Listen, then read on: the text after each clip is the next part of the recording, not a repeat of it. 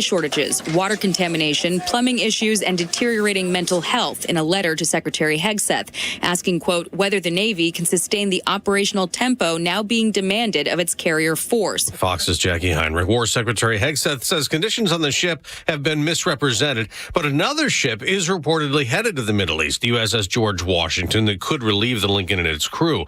Luigi Mangione returns to court later this morning in New York City for a hearing in the federal case against him, where he's facing stalking charges related to the 2024 shooting death of United Healthcare CEO Brian Thompson. According to a senior Justice Department source to Fox News, there is no plea agreement reached between federal prosecutors and Mangione's defense team. However, Mangione is at any time allowed to plead guilty in open court if he so chooses. So that source telling us that if Mangione does in fact plead guilty today, the DOJ would ask the judge for the maximum penalty of life in prison. Fox's Chanley Painter reports from outside the court. Mangione is hoping that with his cooperation, his lack of criminal history, his education, his background, he will get something less than a life sentence. Also, a guilty plea in the federal case could upend the state murder case against Mangione because of New York's double jeopardy laws. A hurricane warning just issued for Hawaii's Big Island as Tropical Storm Lala approaches this weekend. America's listening to Fox News.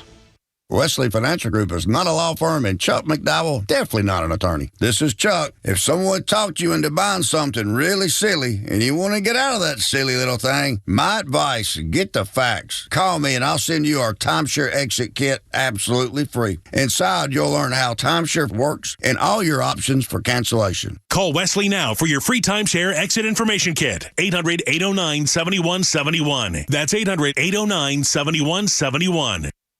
Born on America's darkest day, September 11th, 2001, the Tunnel to Towers Foundation, they have been helping American heroes ever since. Heroes like U.S. Army Sergeant William Bernard McKenna, exposed to burn pits. McKenna later died from T-cell lymphoma, leaving his wife, Dina, and 2 daughters. Tunnel to Towers honored Sergeant McKenna. They paid off the family's mortgage in honor of all of his sacrifice. Donate $11 a month. If you have a car to donate, if you have land to donate, go to their website, the letter T, the number 2, the letter T.org today. WFOM and W292EV Marietta, a Dickey broadcasting station. This hour is presented by Subaru of Gwinnett. You'll love the difference. The Morning Extra, only on Extra 106.3. Morning, y'all. Tug and Los on Friday. Thank God it's Friday. We are so appreciative of this work week going by so smoothly, and you being here to assist in that.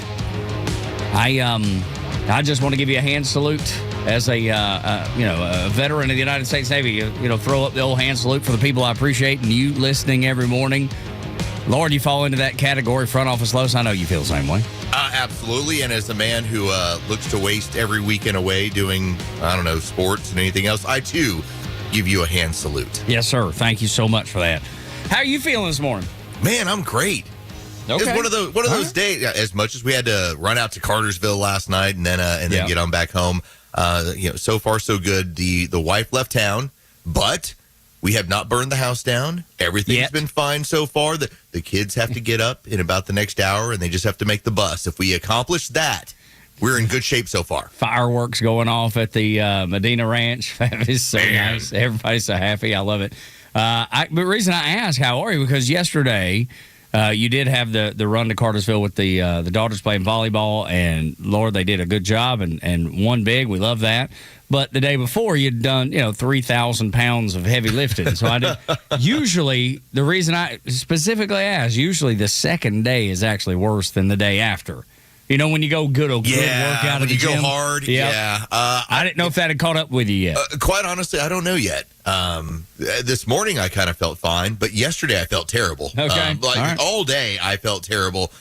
Even yesterday when some of the parents were asking, you're kind of moving funny. I'm like, because I feel funny. That's because everything is hurting. Everything is hurting. That's right. Never. Whenever they do make the offer of, hey, we can send over a crew to help you unload that truck, say yes. Yes, even if there's a price tag involved. It might be worth it. Yes, I know you're right about that one. Because when you said $300 or $400, you told me that after you told me the entire process, renting the truck, putting the big pallet on, and then doing all the work you did unloading, basically 3,000 pounds of flooring. As soon as you told me that, I was like, man, that's a big day there. God, you got a lot done. But when you told me what they had said about having somebody unload it for you, you're like, I can't remember if it was $300 or $500, but somewhere, we'll call it. Yeah, call it $300 for now. That was to pick it up from the store and then to deliver it basically to like your garage. And so it sounds like a lot, and it sounds like, well, I can handle that. And quite honestly, with the rental of the truck, I think I handled it for, it was like $57, $65, something along those lines. But for that hour, it was the worst hour I have had in God knows how long of unloading that truck in the heat and just suffering. Now, having seen you do that, if I'm ever to need new flooring, might want to spend the $300, brother. Yes, the $300. Might want to do it. That sounds like a dadgum deal to me. I'm thinking, because you think about how much you spend on kids' shoes for sports, and it's usually in or at least if you buy a couple pair or have to buy a couple pairs in that range. Well, I think we have to be cognizant of what is going on. We are getting older. Now, you and I, relatively speaking, when it comes to the rest of the on-air staff at Dickey Broadcasting, we're younger. Yeah, that's right. Like, most everybody is in their 60s and in their 50s. You and I are not. But to see what happens when you try and act like you're still 25, and sometimes the damage you can do to yourself and what it costs to fix that damage, sometimes the $300 is worth it. Yeah, it's getting old for the birds, I hear. Yeah, it's not for you and I, but I mean, we don't have a choice in this matter. No, I know. Not like we're young Bryce. Bryce has got like 7 more years before he even thinks about, like, hey, why does random things hurt in the morning? Yeah, that already happens. Oh, no, Jeez, poor Bryce. No, but I'm an old man. I get hurt easily. What? Poor Bryce. Yeah, it's unfortunate. I'm injury prone, like known to my friends. Are you just clumsy? No, I don't know what it is. Like, my hips just hurt all the time. Oh, no, dude. Oh, Bryce. Los, they're like some sort of... like a salve we can put on him? Yes. This is something maybe he put on there. Or have to bubble wrap this young man. I got bad knees and hips. Like I said, I'm already old. Goodness. Oh, no. Where did they come from? Where'd you inherit those from? Your dad? Your mom? Grandpa? My mom. Mom? Man, it's all that's that tough. rollerblading. Yes, it is. Yeah. If to the movie Airborne. If you'll stop rollerblading all the dadgum time. My bad, yeah. Just slow down, dude. If you'll stop riding around town on your rollerblades, holding onto the back of cars. That's right.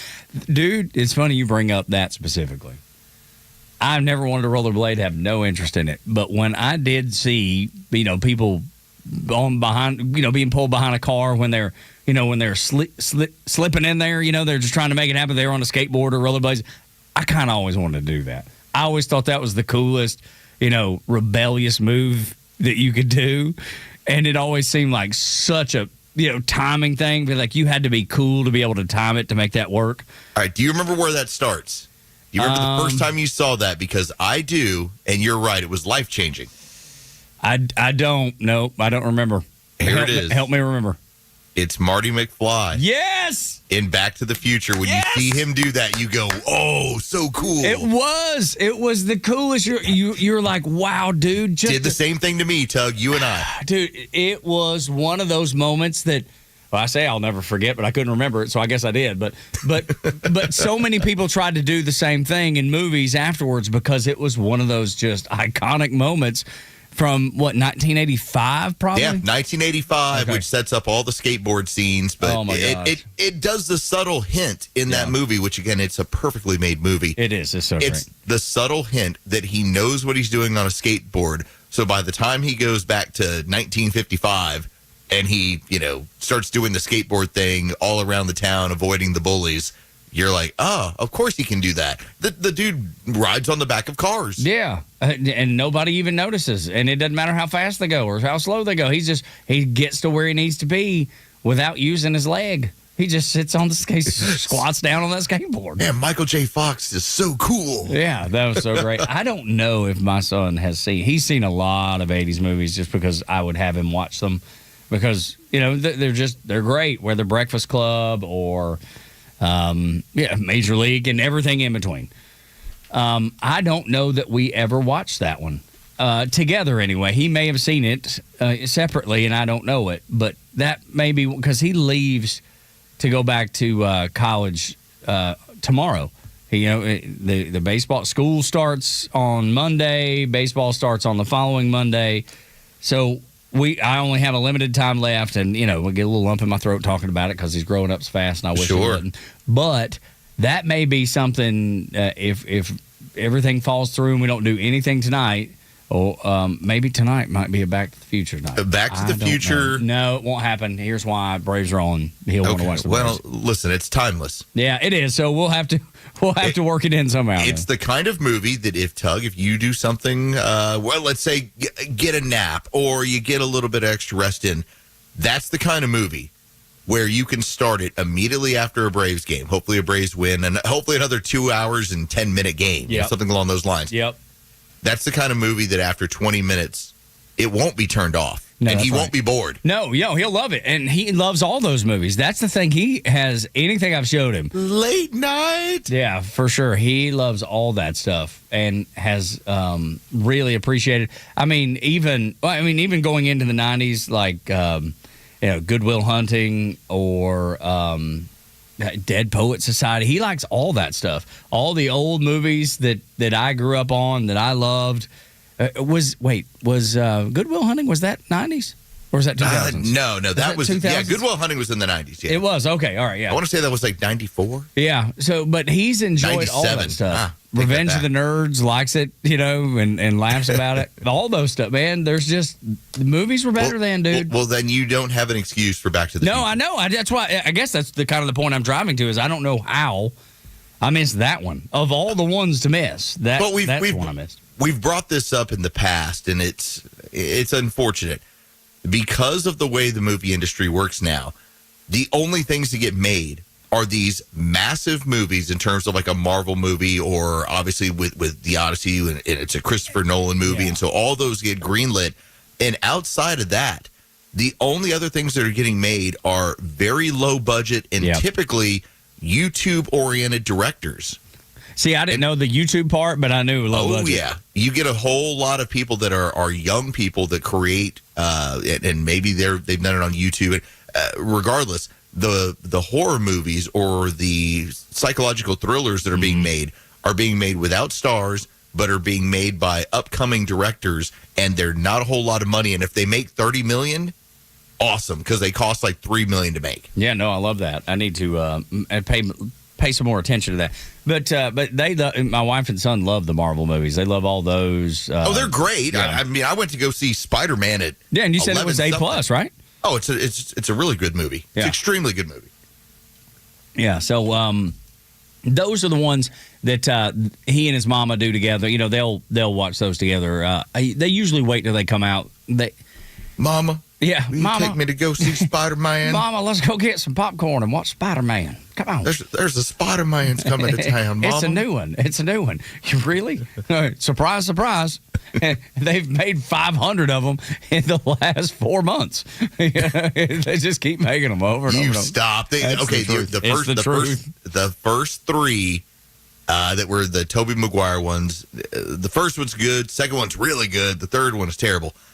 By the time we get around to this version of them, the first three are like really solid, fun movies. The fourth one's extremely good. All right. It's a whole other level good. Again, we went with Rotten Tomatoes. I showed you. I know, yeah. The numbers are off the charts. That's it's like 98. Yeah. And I believe you. I don't doubt it. But that doesn't change the fact that they made 500 of those things in the last 4 months. They just pump them out. It's like a factory. You don't know what you're talking about. You do realize Spider-Man Homecoming was almost a decade ago.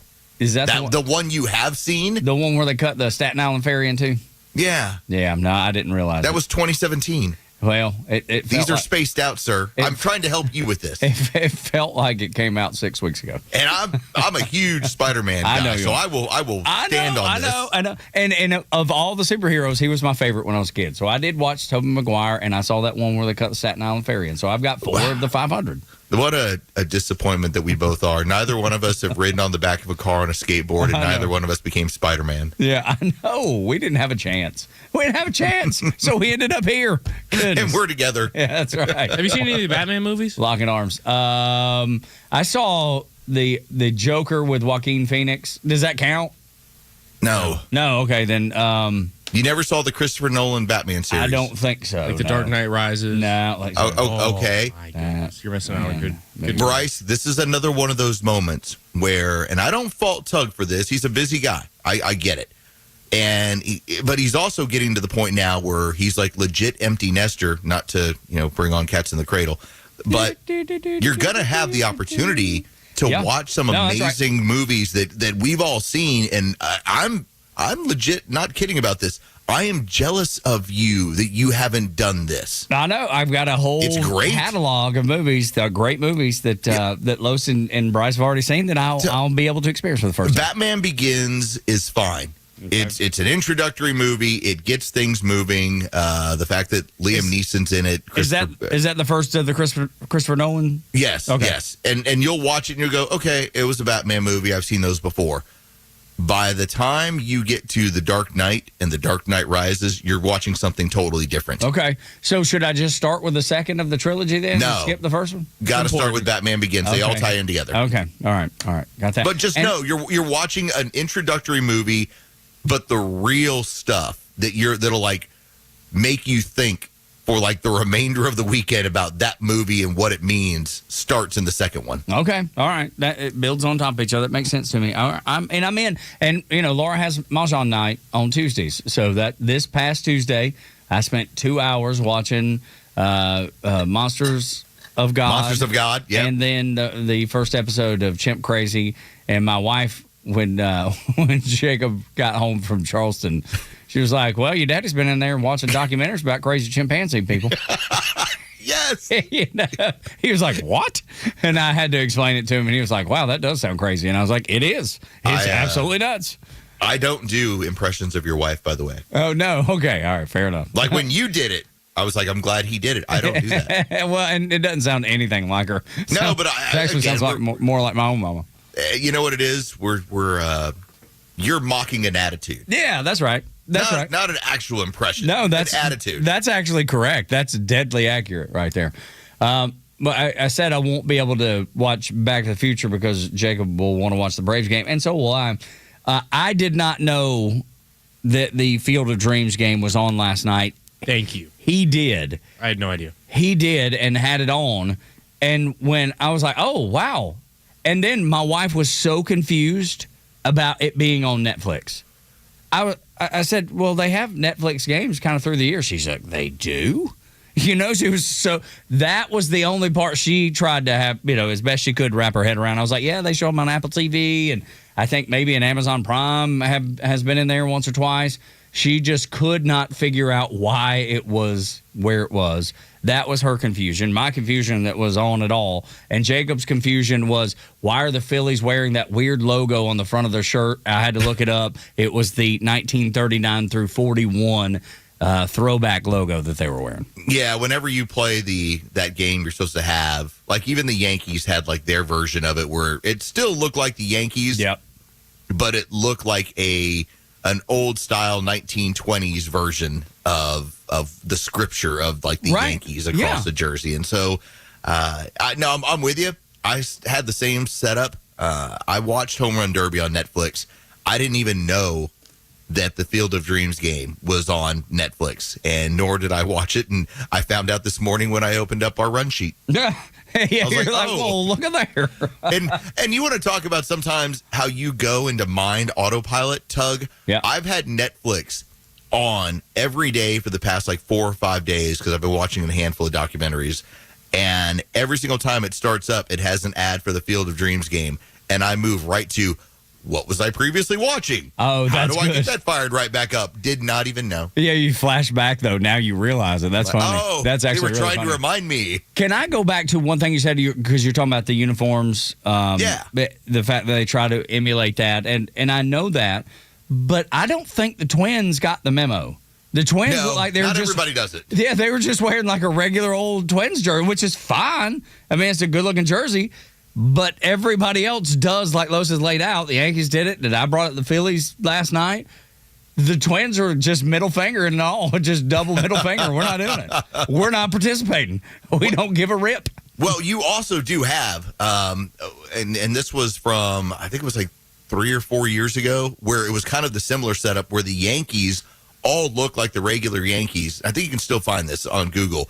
But the White Sox were wearing the throwback Black Sox era scandal jerseys. Oh, wow. That's great. So theirs looked like, oh, wow, that's all. And then here are the Yankees that look like the regular Yankees. Oh, yeah. See, that's not. Maybe they. Do you think there's just one team will do it just to be able to, instead of both teams doing it, like just one, and that way they get the attention? I mean, I don't know. I'm just well, no, pulling because it out my butt. I'm even going back and looking. So when the Reds played, I think it ended up being Cleveland. They both did it. Okay, like they're both in very old school jerseys. Whereas, like I said, just as you're pointing out, the Phillies have like old script. The Twins are, hey, we kind of have a throwback. No, it's your Twins jersey. No, it's just regular old Twins. Yeah, I just pulled up the picture of the Black Sox thing when they did that. Yeah. Dude, that's so cool. It looks complete. Does it not look like, okay, one team is doing this thing, and then here's the Yankees. Yeah, and that Black Sox jersey looks good. I don't know. They need to, like, cycle that in as a throwback. I know it's kind of stained, but it looks so cool. And most people don't know. I know one of the biggest controversies in all of sports they were associated with, but it's been 100 years. What's the big deal? Let it go. Good heavens. Let it go, people. I mean, it was 1919. We've grown. We've gone. That's been 105 years we ago. Let it go. We're good. We're good. And most people don't know. I would venture to bet most people, if you go down in the Battery and we're at a stadium, if you ask 10 people, 7 of them wouldn't know. You know, the last time you started making some accusations and saying, well, if you went into the Battery, the last time my wife got mad at you because she was like, are you kidding, Tug Cowart? Oof. Of course I know the Braves are in first place. Oof, yeah. But I agree with you on this one. Yeah, okay, all right. Well, look, 1919 Black Sox scandal, I bet you most people can't even explain it to you. And if you look at, like a batting average, I'm hitting 500. I look like the winner today, even if I am the loser. I'm a champion of these accusational sports wagers. Yeah, this nonsense. I bet you nobody knows. Nothing to back. The first person knew. Nothing to back it up. Just go with it. Just say it with conviction, and typically nobody will argue with you. Hey, the 6 o'clock hour is brought to you by Subaru of Gwinnett. When we come back, cheating in real time, and the mainstream media is actually surprised by this. Next on Extra.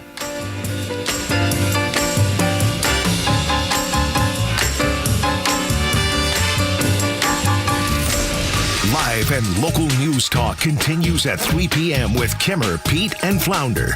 It's the Kimmer Show, only on Extra 106.3 and the Extra app. It's the unsung hero of your home, your garage door. You never think about it. You just hit the button and it opens until it doesn't. Hi, I'm Dan Watkins, owner of All Four Seasons Garage and Entry Doors. So you're ready for a new garage door. At All Four Seasons, we offer fast service, affordable prices, and a huge selection of styles, colors, and custom features. Improve your curb appeal, lower your energy bill, secure your home, and increase your property value. When trust matters, trust us. All the number 4 Seasons Garages.com. For the ones who get it done, Grainger offers the professional-grade products you need, delivered when and where you need them. Call, click Grainger.com, or just stop by. Summer is here, and hopefully vacation is on the horizon.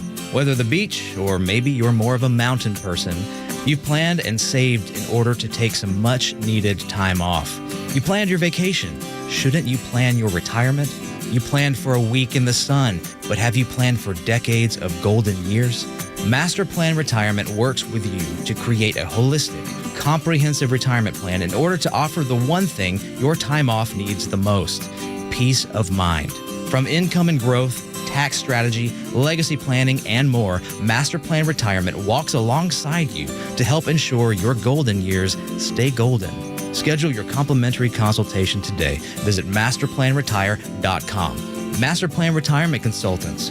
Plan well and prosper. Advisory services offered through Master Plan Retirement Consultants, Inc., a registered investment advisory in the state of Georgia. Insurance, tax, and commodity services offered through Fricks & Associates, Inc., DBA Master Plan Retirement Consultants. The aforementioned are affiliated companies. The future of business in Georgia is bright, and Georgia Power is a driving force behind the businesses and organizations that are vital to the growth of the state. Just ask Mike Plant, President and CEO of the Braves Development Company. I think back about 2003 when I started with the Braves and just knew we had to create a destination that people wanted to come to year-round. We had a blank canvas, and I think we had a pretty good feel for what would be a year-round destination, mixed-use development, lifestyle center, all those. Fortunately, we have this incredible relationship long-term with Georgia Power. Right away, they saw our vision, they got our vision, they understood it, and they knew they needed to be a big part of that. They are leaders as far as being part of this community. We don't have power, we don't have life, So, they've been a great partner of ours, and they're there with us every step of the way. To learn more about how Georgia Power is helping businesses big and small, visit georgiapower.com and tune in all year to discover how they're powering the future of Georgia. Hi, I'm Tom Stratton from Tom and Jerry's Roofing, a 10-year veteran of the U.S. Army. When my best friend Jerry and I opened Tom and Jerry's Roofing, we wanted our company to be an outlet for good. So with every roof we do, a portion goes to various veteran services and charities. Tom and Jerry's Roofing is passionate about giving you the best service and quality work possible, and that work turning into service for our heroes. So if you need a new roof or a repair, call us. We're Tom and Jerry's Roofing, where every roof helps veterans. TomandJerry'sRoofing.com. The stories that matter to you. These are your Georgia headlines. It's Friday, August 14th, and here are your headlines. A former Dallas Police 911 director is facing charges in Georgia over alleged misuse of license plate reader data. The GBI says Heidi Taylor used flock safety data for non-law enforcement purposes between 2024 and 2025. Her arrest comes as DeKalb County investigates 8 employees accused of similar misuse. Georgia is putting together a bipartisan team to help prepare for November's election. Secretary of State Brad Raffensperger Election Integrity Task Force includes former Democratic Governor Roy Burns, former Republican Senator Sagsby Chambliss, and former Atlanta Mayor Shirley Franklin. The group will advise the state and work to boost voter confidence ahead of the midterms. And finally, the White House reveals a transshipment scam that is costing the U.S. up to $26 billion and points its fingers at China and Panama and Mexico as well, as they're among 40 countries identified as posing a high transshipment risk. The transshipment can involve routing goods through intermediary country before they enter the United States under a different country of origin, potentially qualifying for lower tariffs.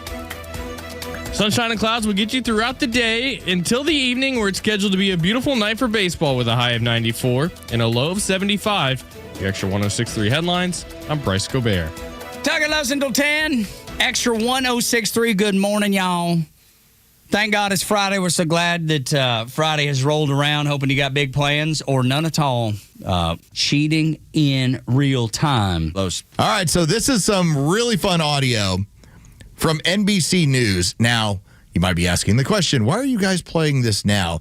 Because this was near 3:30 in the morning in Wisconsin. And at this point, that's normally Tug and I's wake-up time. Like getting up, getting over to the radio station, and we're getting the results from Fox News that, all right, here's how this is playing out. And when it comes to Francesca Hong, she's not going to win. And in fact, she was barely eked out by her opponent, Crowley. It's like it was so close. Well, this is 3 o'clock in the morning, and we've been told, Tug, that this doesn't happen. Mm-hmm. Ballot dumps. We've been told so many things doesn't happen, and then they always end up happening. I mean, we did have the scenario in 2020 where when it was looked into, it's like, how did that suddenly occur in Wisconsin where Joe Biden won by 20,000 votes when he was behind by 150,000. Oh, just a random 170,000 votes. This is what occurred. We had to count them all. Well, Francesca Hong was looked at by the establishment of the Democrats. We cannot market this lady. We don't believe she can win. That's my opinion. Maybe I'm wrong. That's what I believe. No, that's the why. And when you look at every single poll out there, it wasn't like one. There was a bunch of polls that you can go through. In every single one of them, you're going to find Francesca Hong up significantly. I mean, the smallest number, I think, was like 12 points. It went as high as 22. And polling is off a lot, right? I don't trust polling for the most part. But I don't know that I've ever seen polling that far off. Okay, let's say you're off by, and now this is a statistical measure, when you start getting into like a bad sample and how many people you talk to. If you talk to about 2,000 people and you do it at random, a good sample, you can do some pretty decent polling. Well, these companies are put together to do decent polling. But let's say they're off by 7 or 8 points. Here's what State Navigate had. Hong plus 22. How about PPP, Public Policy Polling? Hong plus 18. Marquette University, Hong plus 25. You can go through all this. Crowley won by half a point. And so here's the audio. This is from NBC. This is late into the evening. And at this point, Hong is still winning. She's ahead. And all the numbers are rolling in. Now, remember, these are still the same state. They were like, oh, we had some issues with some USB drives, but it's fine. It was an error. It's totally good. 5, it's good. Totally fine. Not a problem. Only 5. I want you to hear this in real time. We have not edited it in terms of when you're going to hear the exasperation from the person who's working the desk.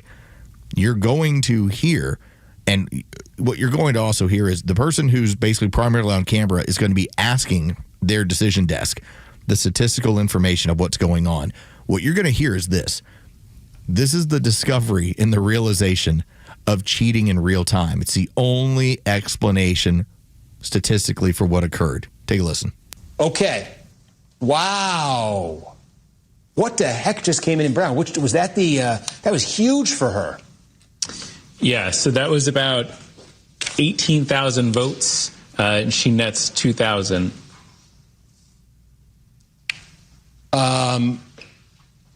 Question. Was that that wasn't central count, was it? It's possible. There's no remaining vote in Brown according to our counter. I'll check the website. I said I want percent more, but now I do, because if that was central count, what was his percentage of that vote? Let's take a look. If this was central count, this is the question we're getting at from Milwaukee. If he just got buried in central count Green Bay. It was 44-34. Hong over Crowley. Okay, yeah, can we ask our decision desk what we think that was that just, and do we think there's central count left? So they're getting all of this data in. And they're like, okay, this is huge for her. It's really helping her. But the numbers seem very off.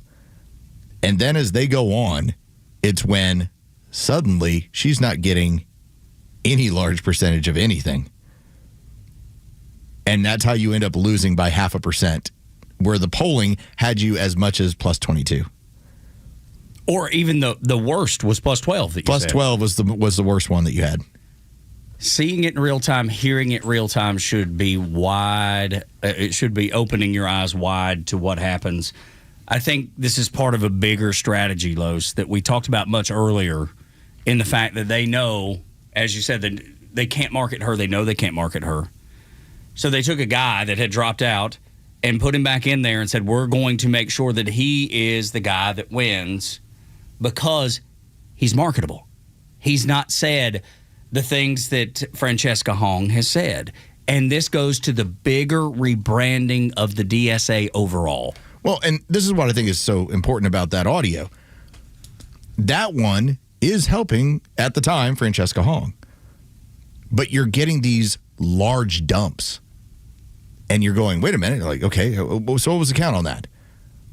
And we go into the evening, and the dumps keep coming, and they're larger. And they are statistically improbable based on what was going on earlier in the night. And that's kind of the fun of this audio. They're looking around like, wait, where did that come from? Was that central? Like, how did you get 18,000 votes out of nowhere? But they just kept coming. Yep. And he ended up winning. Yeah. I was watching it live. It was fascinating to watch live. Just like it was true, the awkward silence and like their facial reactions. The audio is huge. And I bet, Bryce, they were trying not to say too much. They didn't want to say what was probably percolating in their minds. What they believed was happening, just as but they couldn't say it during the election in 2020. As I'm up 2 o'clock, 2:30 in the morning, going, wait a minute, that's impossible. Again, in a country that is essentially about 50-50. I mean, realistically, there are far more conservative voters than there are liberal voters. There are a large amount of Republican voters. You just consider Republican or Democrat voters, then you're probably sitting closer to, a 35-35 split, with independents in the middle. But every election essentially goes down to like a 51-49 sort of scenario. So when the votes are coming in 90% for one, 95%, you're going, wait a minute, that's not statistically possible even in the most blue of areas. That's right. It's just not possible. And I remember a while back when we were talking about something similar, and you talked about Forsyth County and how red it is. And it wouldn't even happen there with a Republican or a conservative candidate. Typically, not at that level. Forsyth County, I believe, is the last numbers, I believe, was like right around like 72 or 74% that is Republican as far as voters. So even there, the statistical possibility with decent turnout, and presidential elections provide turnout. That's what happens. Yep. You're never going to get 90-95% for one person. Of course not. It's just statistically impossible. It's crazy. And what happened to Francesca Hong was statistically impossible. Yeah. But it didn't matter. Didn't matter because they needed her out. Yeah, and they knew. And they fixed it. That's the fun part about that audio from NBC. They knew in that moment, wait a minute, yeah, that helped, but that's not supposed to be that way. And that's when all the wheels started turning. There is one that I flagged, and I don't have the audio in front of me. I'll have to read it. But in one of the videos, side by side, it's Jen Psaki. Former press secretary. There is no, thank God, dark room in Washington where people sit around and decide who the nominee is going to be. That's not how it typically happens. Jen Psaki yesterday. Well, remember, when party leadership really selected the nominees, you'd never say it that way exactly, but they would. Now we're free. Well, what do you mean? So what you said May was completely made up, and you knew that.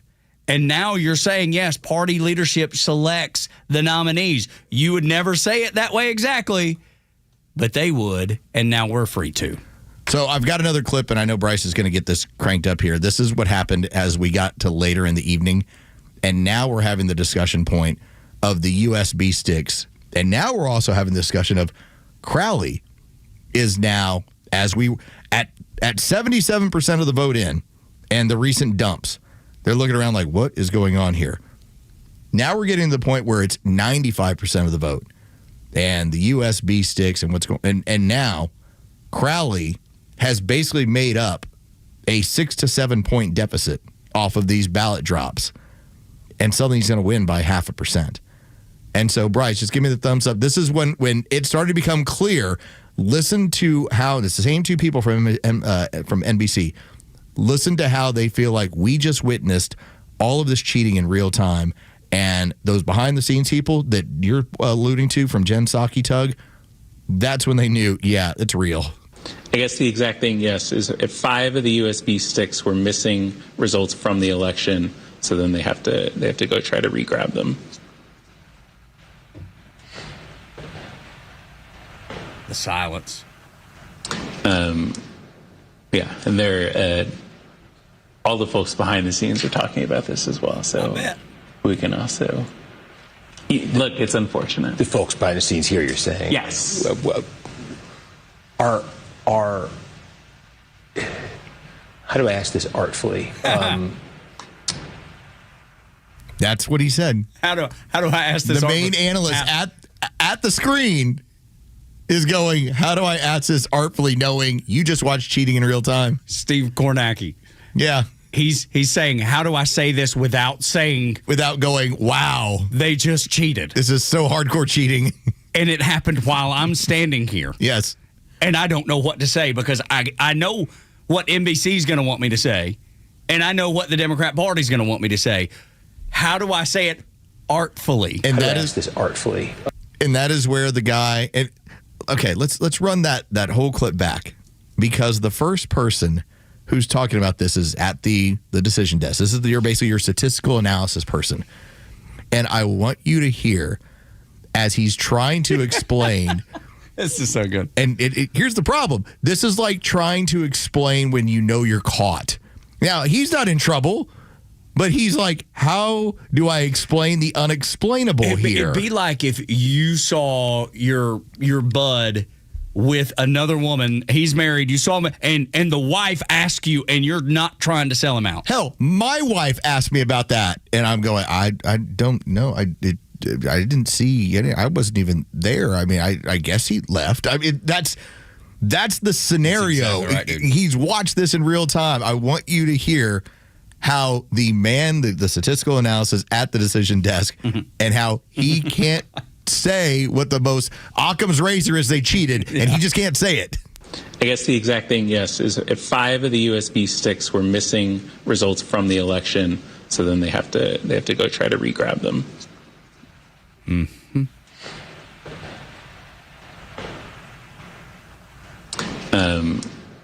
Yeah, and they're all the folks behind the scenes are talking about this as well. So, and he knows. There you go. And he knows the silence, and him not knowing what to say is actually telling the entire story. That was telling the story. As he's saying, all the people behind the scenes are talking about this because he knows. And we're supposed to be, but can't. And we're on NBC trying to tell people that these are safe and fair elections and everything's legit. And here you are with statistically impossible outcomes and polling that was now off by 20 points. Is that what we're alleging? Is that what we're saying, that the polling industry, who spends thousands of dollars on this work, was off by 20 points? No, it was 3 o'clock in the morning. It was about rebranding and making the candidate marketable, because they knew the one that was winning wasn't going to be. And they had to do something about it. So they chose 3:30 in the morning to do it. And you heard it play out in real time. In real time. Cheating in real time. Tug and Los until 10. Here on Xtra 106.3, Friday. Thank God it's Friday. When we come back, 24 of the 25 most expensive places to live are ran by the same party. You'll never guess which one. Next on The Morning Xtra.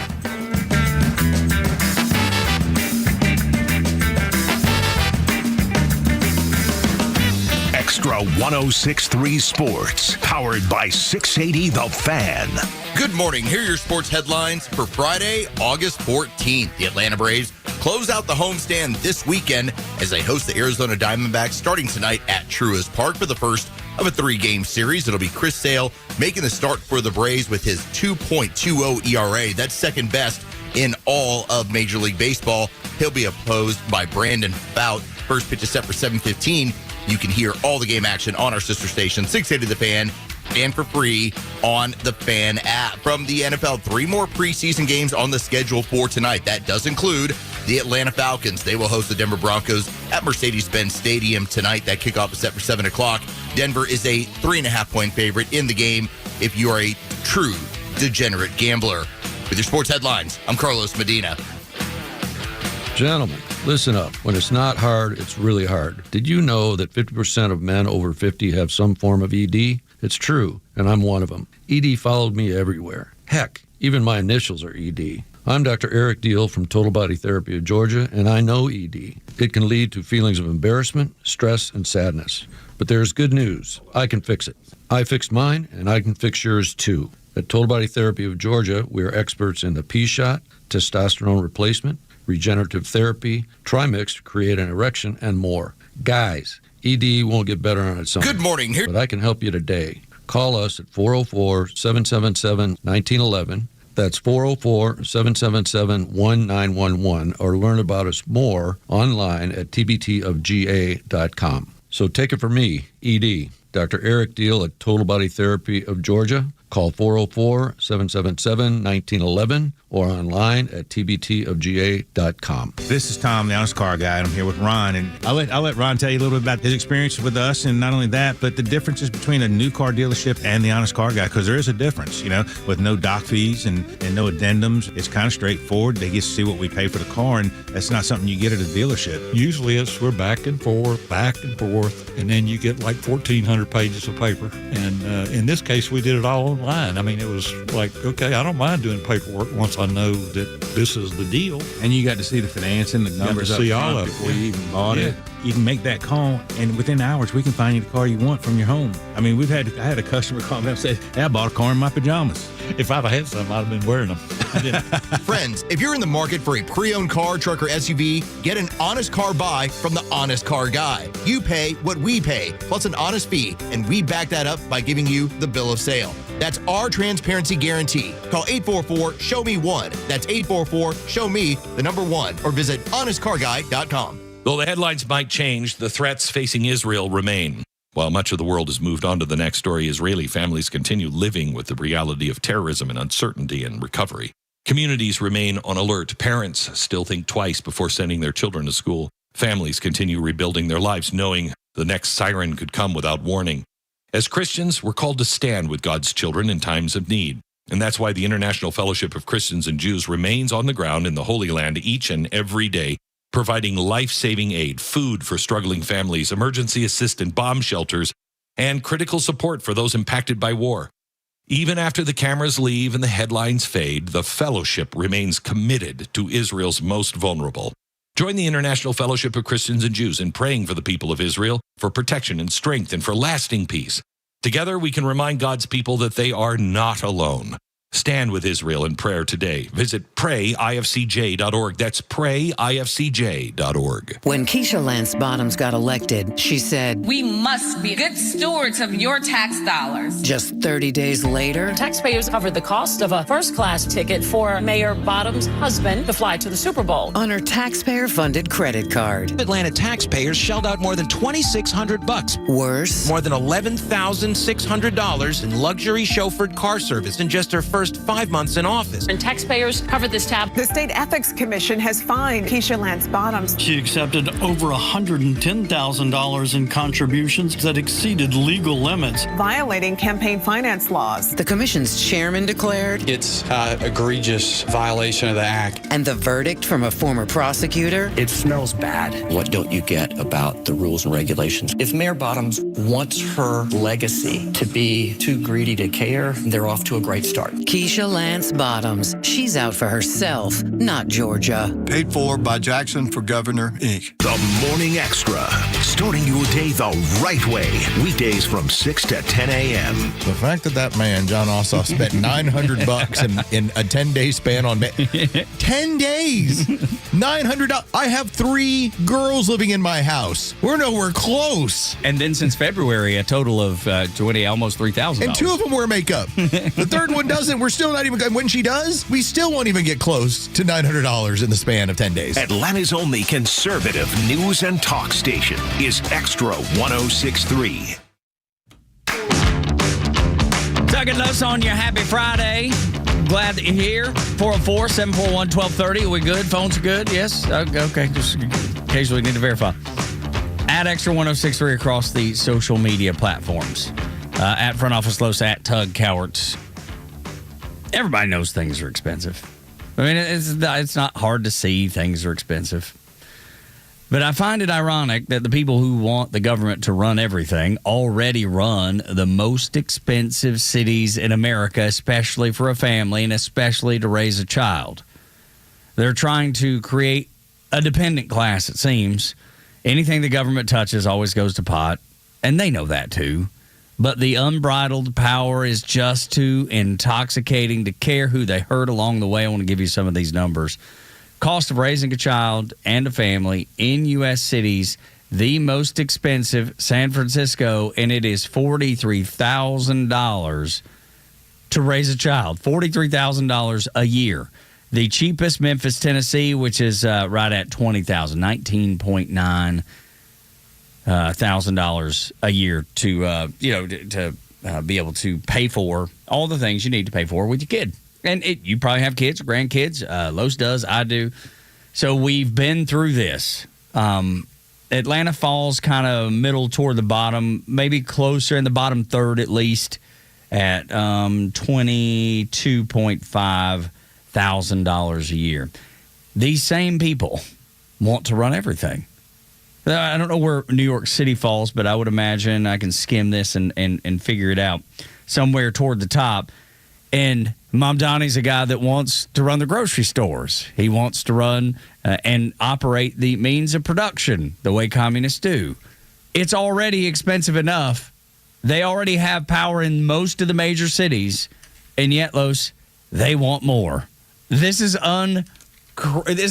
It's crazy, and yet people are going to vote for it. We did that last segment. We're talking about how they bumped one communist for another. And that was, for a governor's seat on the Democrat Party. I think it always helps to, when you look at how states run their budgets and you recognize that the budget for NYC is bigger than the entire state of Florida. And you would imagine then, well, I mean, their healthcare must be great. Their standard of living must be great. Their education must be great. And relatively speaking, it's not really a big, huge disparity. I think when we also bring this up, especially when we get into San Francisco, and as you mentioned, the $43,000 in annual cost, go take a look at some place like, because again, it's about your kids. Go take a look at a place like Mississippi, where we've been very adamant about. Look what has happened in the education numbers. You will live better in a place that lives more conservatively than you will in these towns that spend crazy amounts of money and have these weird programs that are not helpful. And yet there's still a portion of the population that will look at this and be like, okay, I'm still going to vote for him. I'm still going to vote for the socialists. I'm still going to vote for the communists. And by the way, Tug, when you go through the list, it is hilarious how it is a who's who of basically California, Massachusetts, and Oregon. Yeah. I wonder if people ever step back, people who vote that way, if they ever step back and go, maybe this isn't the right way. Maybe my politics have been wrong my entire life, or whenever they picked up. Or do they simply sit back and go, oh, it's Trump's fault. This is all Trump's fault, because that's the catch-all for everything. I saw something else last night, and I was reading a story about the craziness that was happening, and crime that was going on in this community, and the people that ran it were like, well, it's because of Donald Trump that we're having this trouble. So it's always that's the catch-all. Can they separate their TDS for their own benefit, for their own good? I think the answer is probably no. Sadly, I think it's no. Well, I think a lot of it is what you're conditioned to. And over a 10-year span, they've been conditioned to TDS. But I think a lot of us fall into this sort of trap. What you're used to is what you're used to, and it becomes part of your routine. And in many of these places, for instance, Seattle, Seattle pays right now, when you look at that entire list, they're fourth overall in the country at 36,000. They're 7,000 behind San Francisco. Yeah. San Francisco's 1,000 behind. San Francisco is 1,000 ahead of Boston. In all of these places, we firmly believe, that this is just what it costs. This is what you just get used to. You're like, childcare, housing. Yeah. This is just what it costs. And when you start looking at the rest of the list, no, it doesn't. But that's the thing, though. People are moving away from those places. Do they not realize, hey, the reason I can't afford to live here is because of the way I've been voting? Not until they're gone. Yeah, I guess so. Not until they're gone. I have a neighbor, and I know I've brought her up on the show before. What she was paying in property taxes in New Jersey, her family was shocked when she moved here. But she saw it and was like, hey, I'm glad I moved here. I'm gonna continue to do the things. I'm gonna vote for the people who've gotten this right. I don't know that everybody does that. And since you brought up Mississippi, they're the least expensive state to raise a child at $17,100 per year. And they do things completely differently. I mean, they could not be more different than New York City or San Francisco. And kids actually are getting a better. there's data behind it. There's data that shows us that kids in Mississippi, Rick Jackson cited it when he was in with us during the primaries. He cited Mississippi getting a better education than anybody in San Francisco and New York City. If you tell the people that live in that city that, they will call you a liar. There's no way they will believe it. Maybe it's the conditioning that you brought up. Or maybe it's they think they're better than those people in Mississippi and know better, and that's the reason they vote the way they do, because they're so well educated. Oh, that's definitely going to be a factor. It's that conditioning that they get used to. And so I'll give you another example, Tug. If we were to talk about the pay for educators, because we always hear they're wildly underpaid. I'd be like, yeah, across the board, that's typical, but that's what you kind of sign up for when you get involved in education. When you start looking at the cities that are spending the most in terms of education, let's just focus on California, because that's the comparison has been Mississippi has passed California in almost every statistical measure. In Irvine, if you want to do this based on some of the last data, your top paying, Irvine pays their teachers $85,000. San Jose, $83,000. Long Beach, $80,000. Huntington Beach, $79,000. And what are you getting out of that? Nothing. and when you go to Bureau of Labor and Statistics, it's even more hilarious when you look at some of the other places around the country. When you start getting into, like, again, we talk about Seattle. With their benefits and everything else, it's $102,000. Do you happen to have what a teacher makes in Mississippi down there? Let me go ahead and make a quick check for you. Dial it up, because I guarantee you it's not going to be anything like that. Those numbers are not going to be anything like that, because, first of all, it's cheaper to live there because of the decisions they've made, which are positive. And by every statistical measure, the kids are better in math and they're better in reading than they are in California. Now, do we hope they get paid more? Sure. I mean, everybody wants to make more. You and I want to make more. The people, you listening right now, you want to make more. Those teachers want to make more. I get it. But when you look at what they're spending to educate their kids and get a better education, the cost of raising that child in that community is so much cheaper. I don't know who the smart one is. Is it the people with the really fine education, and all the doctorate degrees and a bunch of degrees hanging on the wall like in New York and California? Or is it the folks in Mississippi that maybe they would frown upon and say, well, those are uneducated backwoods hillbillies. They don't know what they're doing. Those are rednecks, not capable. I gotta tell you, if you're looking in the mirror, you're probably upset with the scenario that you're seeing, especially if you're in those really, really high. And look, downtown Atlanta, same thing. Your Mississippi numbers, the legislature did approve a $2,000 increase that will start for this school year. And at that point, that puts Mississippi teachers at an average around $56,000. $56K versus $85K, I think I at least heard. And getting better results.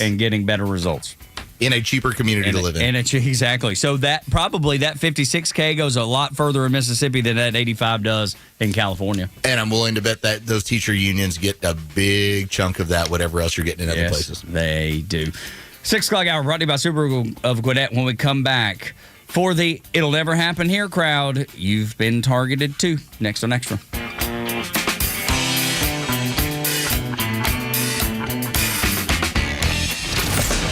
Live and local news talk continues at 3 p.m. with Kimmer, Pete, and Flounder. It's the Kimmer Show, only on Extra 106.3 and the Extra app.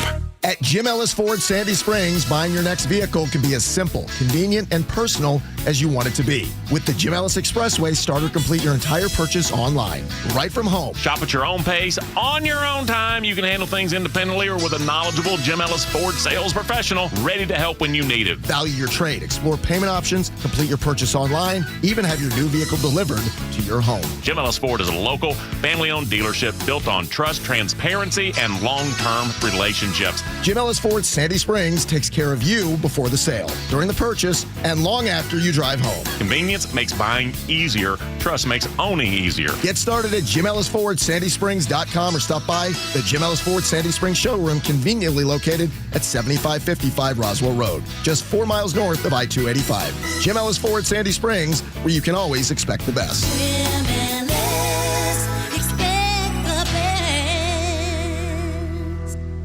In a world where your yard has no boundaries, where the neighbor's kids cut through it like a public park, one company has dared to draw the line, literally. Accent Fence. Hi, this is Jared with Accent Fence. Setting boundaries is a good thing. So do it with a wood, vinyl, composite, aluminum, steel, or chain link fence. And right now, we're making it more affordable with no money down financing. Get your free quote today at 770-995-7463 or book online at accentfence.net. This could be a big day for Luigi Mangione. I'm Dave Anthony, Fox News. When the accused killer in the shooting death of United Healthcare CEO Brian Thompson goes to federal court this morning. This is expected to be a plea change, not a plea deal. Though that guilty plea is not for murder, the federal charges are stalking Brian Thompson, and Mangione could get less than a life sentence. Fox's Chanley Painter also reports from outside the court in New York City. His team wants to use a resolution in this federal case to attack his state case where he faces murder charges.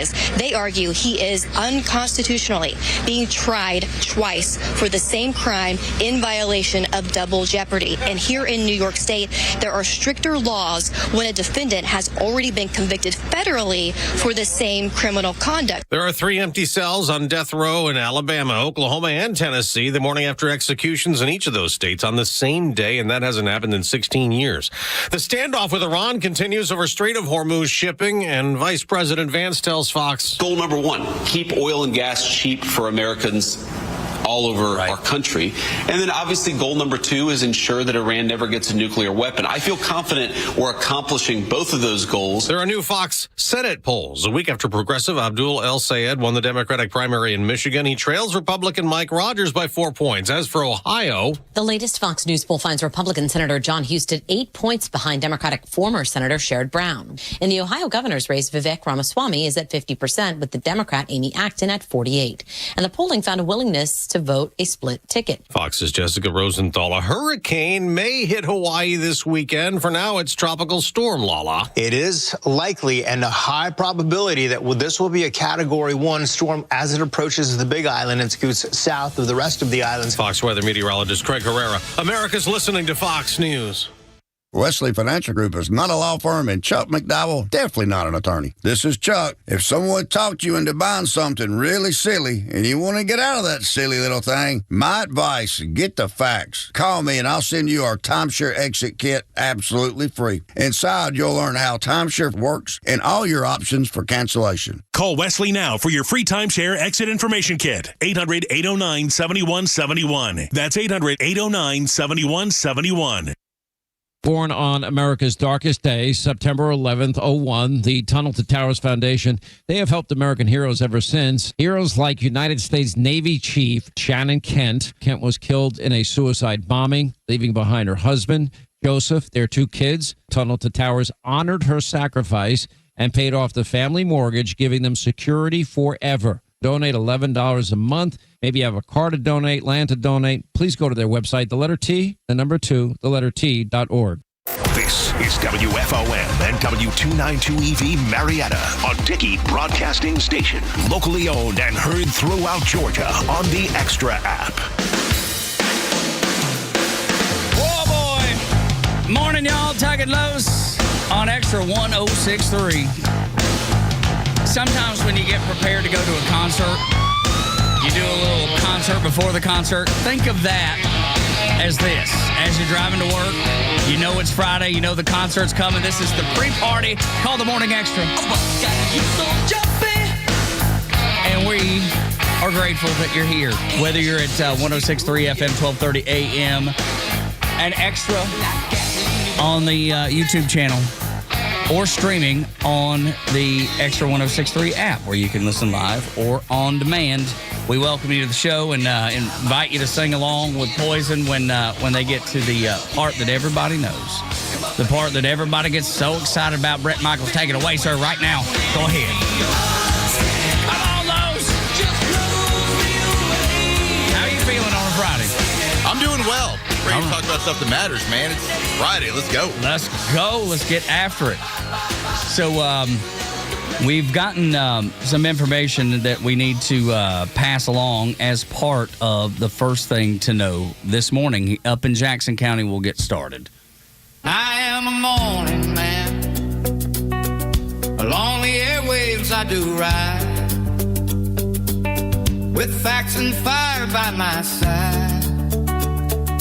Many a liberal lost their arguments to my truth. Many a snowflake melted down right in their booth. They tried to cancel me back in 2025, but the Morning Xtra's still live.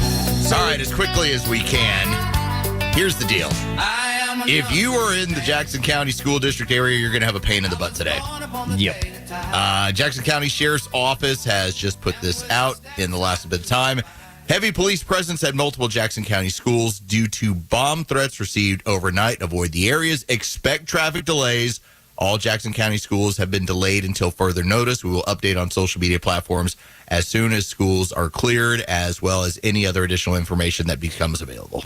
And this is being reported as a computer-generated threat toward the campus, and obviously local, state, and I would imagine federal. At some point, we'll get to a federal officers working on this, but the local and state clearing the buildings and that sort of thing.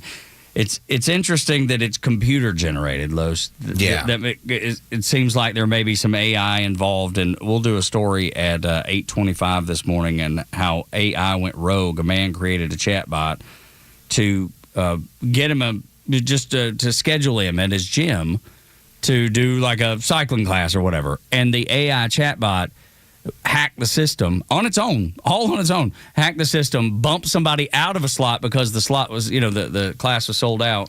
He asked the chatbot to fix it, to do right, and it was like, nah, I can't do that.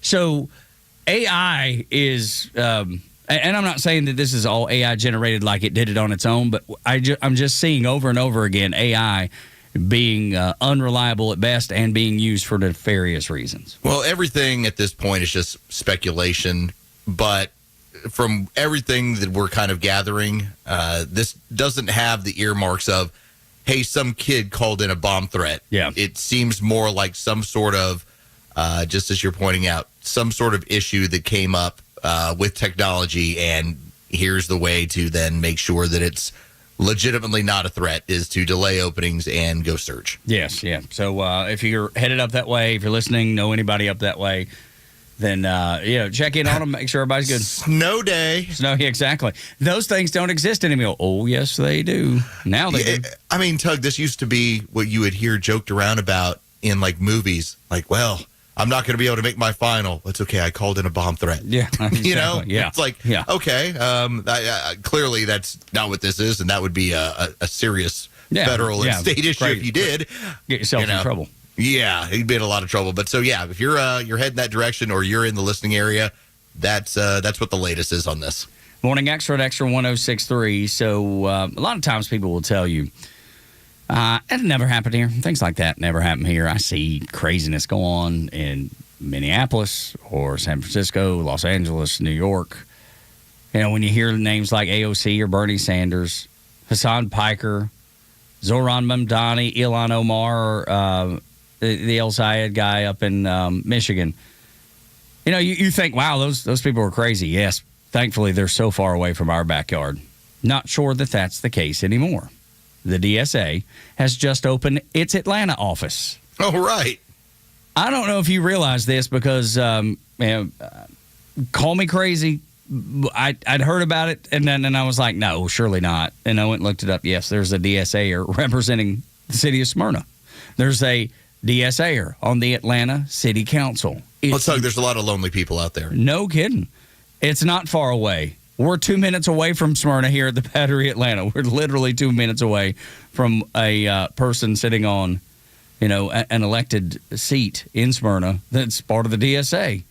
And now they're looking to grow, not just in Atlanta, but in Cherokee and Canton and Cumming and Alpharetta and all over the metro, all over the state of Georgia. This is a lifelong battle, and your kids and grandkids depend on the decisions you make now and how you decide to fight it, and your organization skills, your attention to your city council and your county commission and your school board. We always talk about it, Los, and you've been kind of the person carrying that torch that, the president and those offices, national offices, are sexy, but the ones that have the biggest impact on you are right here, and they know that too. Yeah, you affect locally before you're able to grow nationally, and that's kind of the game that they've been able to make some inroads, and they'll have a shot at some Senate seats and some stuff in November. But I believe they will ultimately get soundly defeated. But it doesn't mean that they stop. No, that's the key, right? And they keep going, knowing that and recognizing that, just like the people that will lose in this cycle. They're not going to pack up and go home. Oh, no, they'll find a smoother package right now. That's right. I would say this. If Tug and I, if y'all as a listening audience were to say, Los, Tug, go find this. And let's say this was just, let's say, hey, we got to find somebody who will run for the school district in Smyrna. If Tug and I were only given a couple months to do it, we're probably not going to find the best candidate. Now, give us years to do it. Yep. And give us years to get better at it. Yep. Like, watch what we're able to turn out and what we're able to put together. And they can have all the warts, but they're so much better at covering them up. Yes. Or even they're so much better at not telling you exactly what the plan is. Yeah. They give you the crumbs of free this and free that, but they don't tell you how they're going to accomplish those goals. No, much more mature, much more reserved. Part of the issue that I believe is happening with so many of these DSA members is that when you put them on national television or in front of a microphone and you start pressing them, they get hot, they get angry, they're very they're run by their feelings, and they can't help but tell you the truth. Once you get like the next wave of those that are much more mature and know how to play the game, they'll handle this stuff more comfortably. Yeah, they will, and will be glad to manipulate any way that they can. I was watching a guy that was kind of a psychologist, and he studied the way people talk and how they say things. And he brought up AOC's comments about woke one being crazy and that we wouldn't say those things anymore. And what this guy said was, the reason she does that is she wants to paint the image that has been left in the past. We acted foolishly there. We would never say that. Now it's time-stamped to then. That's why I labeled it 1-0. Woke one. It's not coming along for the ride. We've done better. We've gotten smarter, and we're not what we used to be. And little do you know, that is nothing more than a technique to make you think that. Not that they've dropped any of the things that they believe. Are they going to package it differently? Are they going to be more hesitant to say that we're going to cancel Thanksgiving or, wipe my backside, like Hassan Piker said, wipe my backside with the Constitution? Now, they're probably not going to say that as much out loud. That's why they're scrubbing El Sayed, scrubbing all of his social media and all of his YouTube pages. They're doing that as a repackage. They're doing that to lure you in. Well, that version, that 1.0, comes from an era that is not well looked upon, and I don't believe that anyone who would come from that platform or endorse that platform would ever be able to win a major office. You'll get voted in by your own enclave of psychos, and that's kind of what AOC has been able to enjoy, but I can't imagine she could ever hold major office. That's what they're going to try and spin. But I think, Tug, what also jumps out to me when we talk about like this evolution of who these people are going to become, I think what we're going to see is the impact of New York. And we just got the story over the last couple of days. Rent there, on average, is now higher than it's ever been. It continues to move up. And that's just basic economics. We understand that. So does Mom Donnie. And this is by design. But as these problems continue to proliferate, I believe he's going to be looked at as the Pied Piper. You're like, man, you have all the resources. You can't make that work here, yet you expect to make it happen around the country. I think that's going to be a help for us. I hope so. I certainly hope so. But how long does it take before people make that realization? And how much damage is done until we get to that point? Well, I don't mind any damage. I'm like, have at it. Well, y'all be the guinea pigs for this. Y'all voted for it. Sure. But with all the startups like the office here that got it started, how much are they able to do here? Even if it's just what seems like very small, very minuscule change that ultimately snowballs into something else. And I don't know the answer, But I know if you got a socialist sitting on the Smyrna City Council, there's certainly a possibility of it. And that's the damage I'm talking about. Yeah, when it comes to New York, man, y'all are lost cause. I don't know that anything can help y'all. But I think here's what's important about that is that as we watch the situation in New York continue to spiral with the grocery stores and with the cost of living and the problems that it's causing, and then also to have the people that voted for this that are now targets with the taxes, they're looking around going, wait a minute, I'm the one who helped get him into office. Like, yeah, you're the target, dude. All of y'all are targets. That's how communism works. That's right. You're not going to escape it. I think what happens in the offshoot of this for a snarky group of people like, well, more me than you. You're much more reserved. I'm much more like I can't wait to say something and fire it off and get them left all mad at me. Unless we're at a city or unless we're at a town hall, in which case Tug's like, I've had it with you. But I think the minute that, let's say, the hypothetical person in Smyrna who starts talking about, well, and we'll be able to make the buses free and we'll be able to help you with your rent, somebody's going to yell out, how is that working in New York? Not very well. And that's what has to become part of that mentality everywhere of let them fail. They're up on the biggest of stages, and as they fail, every single one of them down the line who tries to push the same stuff doesn't have a leg to stand on. I hope so. I hope it works out that way. Hope. Yeah, I know. Fingers crossed on that one. Voters, when asked, there was a black voter here in Georgia that was asked what he thought of the Democrat Party.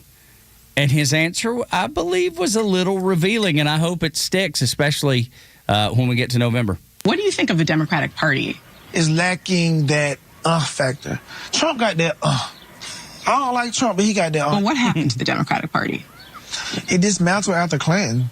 Say that again? Clinton. When Clinton after left, Clinton. it was over with. Who did we have after Clinton? Oh, Obama was cool. Let me say, I love Obama. It was Obama, then Clinton. Then Clinton. Yeah. Yeah, well, I'm talking about the first Clinton. Oh, okay. Before me. Oh, I'm sorry. You're talking about Bill. I'm talking about, oh boy, Bill, yeah. Oh, the first black president. The first black president, right?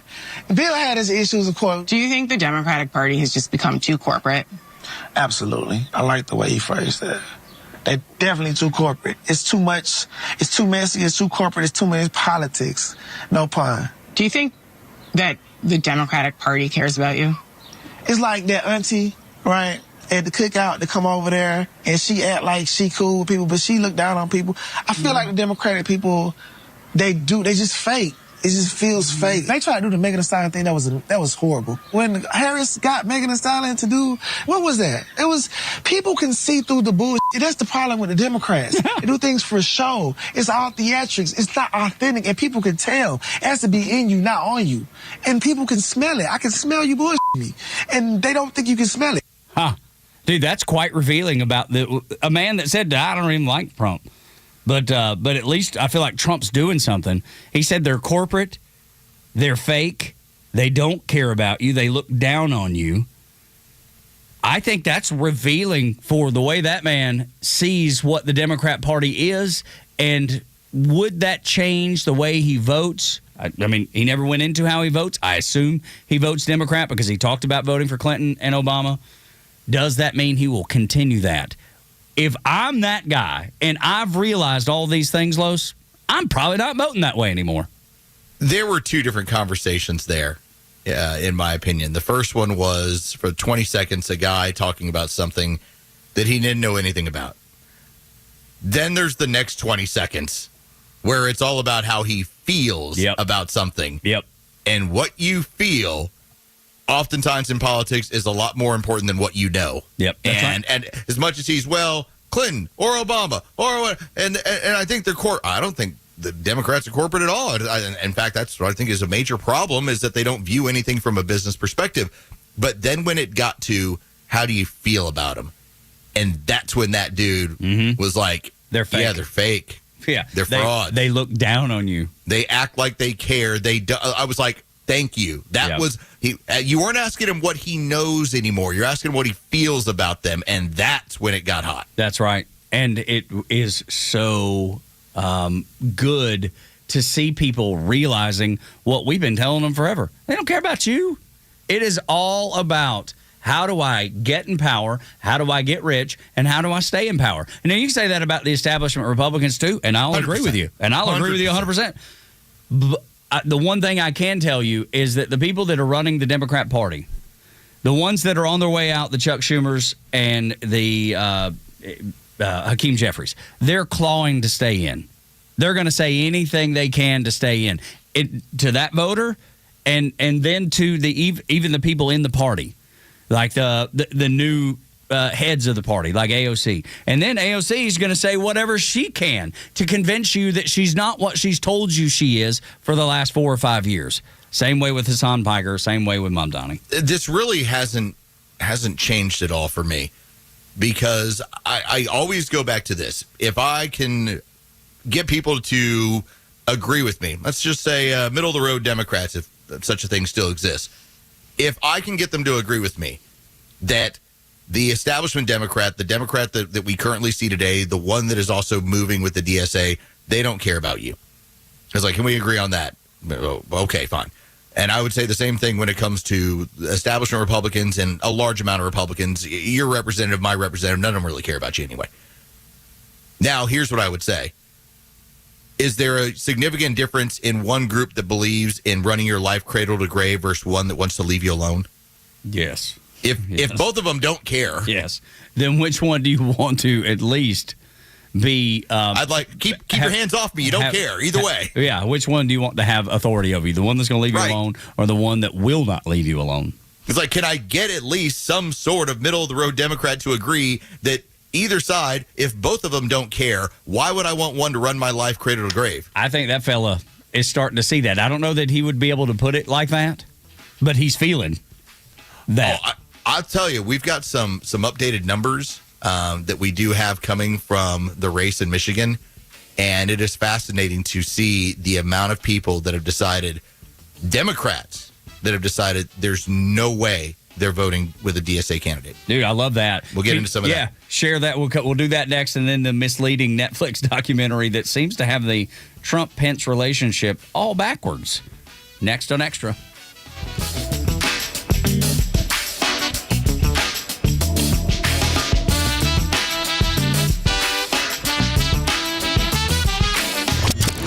Support the advertisers and partners that share your values. Give our Extra advertisers the first shot to earn your business. They will deliver for you every time and support the Extra community like no one else. Connect with all of our partners online at extra1063.com. This is Tom, the honest car guy, and we got a surprise call in from a customer of ours, Travis, out in Jefferson, Georgia. Travis, good to hear from you, buddy. You want to tell a little bit about the experience you had with me at the honest car guy? The whole experience, honestly, was one of the smoothest car experiences that we've ever gone through, meaning that there's no pressure. There's no runaround. It's just straight up honest service. The price that you guys present or find for you, that's what you are going to pay. And you just get a great deal. I've been educated to a newer process of the car dealership game. You guys have not come in and you're setting the benchmark for how car dealing and car buying and car selling really should be. Friends, if you're in the market for a pre-owned car, truck, or SUV, get an honest car buy from the honest car guy. You pay what we pay, plus an honest fee, and we back that up by giving you the bill of sale. That's our transparency guarantee. Call 844-SHOW-ME-1. That's 844-SHOW-ME-1, or visit honestcarguy.com. Anyone can choose to make a difference. You can help people succeed, rebuild after disasters, protect the environment, or feed the hungry. Not only will you make a difference for others, but for yourself. You can earn money for college, learn career skills, and make friendships that last a lifetime. Make a difference. Choose your future. Choose AmeriCorps. Sponsored by AmeriCorps. Your yard, it stresses you out between the watering, the seeding, the weeding, and mowing. And no matter what you do, you're never satisfied. Have you thought about artificial turf? It's low maintenance, pet friendly, and looks amazing all year round. ATL Turf Co. is Atlanta's top choice for artificial grass installation. Let them build you a custom golf or putting green, outdoor kitchen, or pool deck. They even specialize in custom concrete and stonework. Schedule your free in-home consultation today at atlturfco.com. That's atlturfco.com. Be honest, when you pull into your driveway, does your house look rough, faded, cracked, outdated siding? Your neighbors have noticed. Just saying. Well, Nelson Exteriors will transform your home with beautiful new siding. Fast, professional, and done right the first time. And you're backed by the Trustdale $10,000 Make It Right guarantee. So there's literally zero excuse to keep living with it. Just search Nelson Exteriors. Your house will thank you. And so will your neighbors. Go to nelson-exteriors.com today. The stories that matter to you. These are your Georgia headlines. It's Friday, August 14th, and here are your headlines. With Massachusetts expanding its abortion access later into pregnancy, the new law is drawing strong criticism from some doctors after Democratic Governor Maura Healey signed legislation giving physicians broader discretion to perform abortions later in the pregnancy. OBGYN Dr. Christina Francis argues that when a mother's life is in danger after 24 weeks, delivering the baby is safer and more appropriate than a late-term abortion. Georgia is putting together a bipartisan team to help prepare for November's elections. Secretary of State Brad Raffensperger Election Integrity Task Force includes a former Democratic governor in Roy Burns, former Republican senator in Saxby-Chambliss, and former Atlanta Mayor Shirley Franklin. The group will advise the state and work to boost voter confidence ahead of the midterms. And finally, Flock Safety is changing how the license plate reader system handles data following several misuse cases. The company says agencies will have to use new auditing tools that can flag suspicious activity and block users from the system. Flock also plans to cut the standard data storage period from 30 days to 7. Some quick notes over in Jackson County. You heard Tug and Los talk about it earlier, as Jackson County schools are delaying the start of classes on Friday after overnight bomb threats targeted school campuses. The district says the threats were computer generated and that local and state law enforcement are working to clear buildings while school remains paused until further notice. Sunshine and clouds will get you through the evening, where it's scheduled to be a beautiful night for baseball with a high of 94 and a low of 75. The Extra 106.3 headlines. I'm Bryce Gobert. Tug and Los until 10 here on Extra 106.3. Los, you had those numbers that we stopped the last segment around talking about people. Is it in Wisconsin, Michigan? Where are the numbers coming from? Yeah, this is the Fox News poll of Michigan. This is now after that we have Abdul Muhammad El Sayed against Mike Rogers. And part of that polling does show that when it comes to Democrat voters, which remember, El Sayed won by 1%, it was actually split very tightly between traditional Democrats and DSA/New Democrats, immigrant Democrats. What it has is now 27% of non-DSA Democrats will support Mike Rogers over El Sayed. How about that? That's encouraging, to think that at least some of those Democrats are like, yeah, what they're selling is not good. That cannot be good. And by the way, Rogers in that same poll leads by 5% when it comes to independents as well. Okay. That one doesn't surprise me as much, because I think independents look at this because they believe in the Constitution. They believe in the system of government we have in the United States, where El Sayed and the DSA obviously want to tear it down. The most surprising is those traditional Democrats, which is helpful. I've heard a bunch of older traditional Democrats say that, in James Carville and even Chris Matthews, former hardball host, and those people saying it. But I've not heard any current Democrats really out there ringing the bell.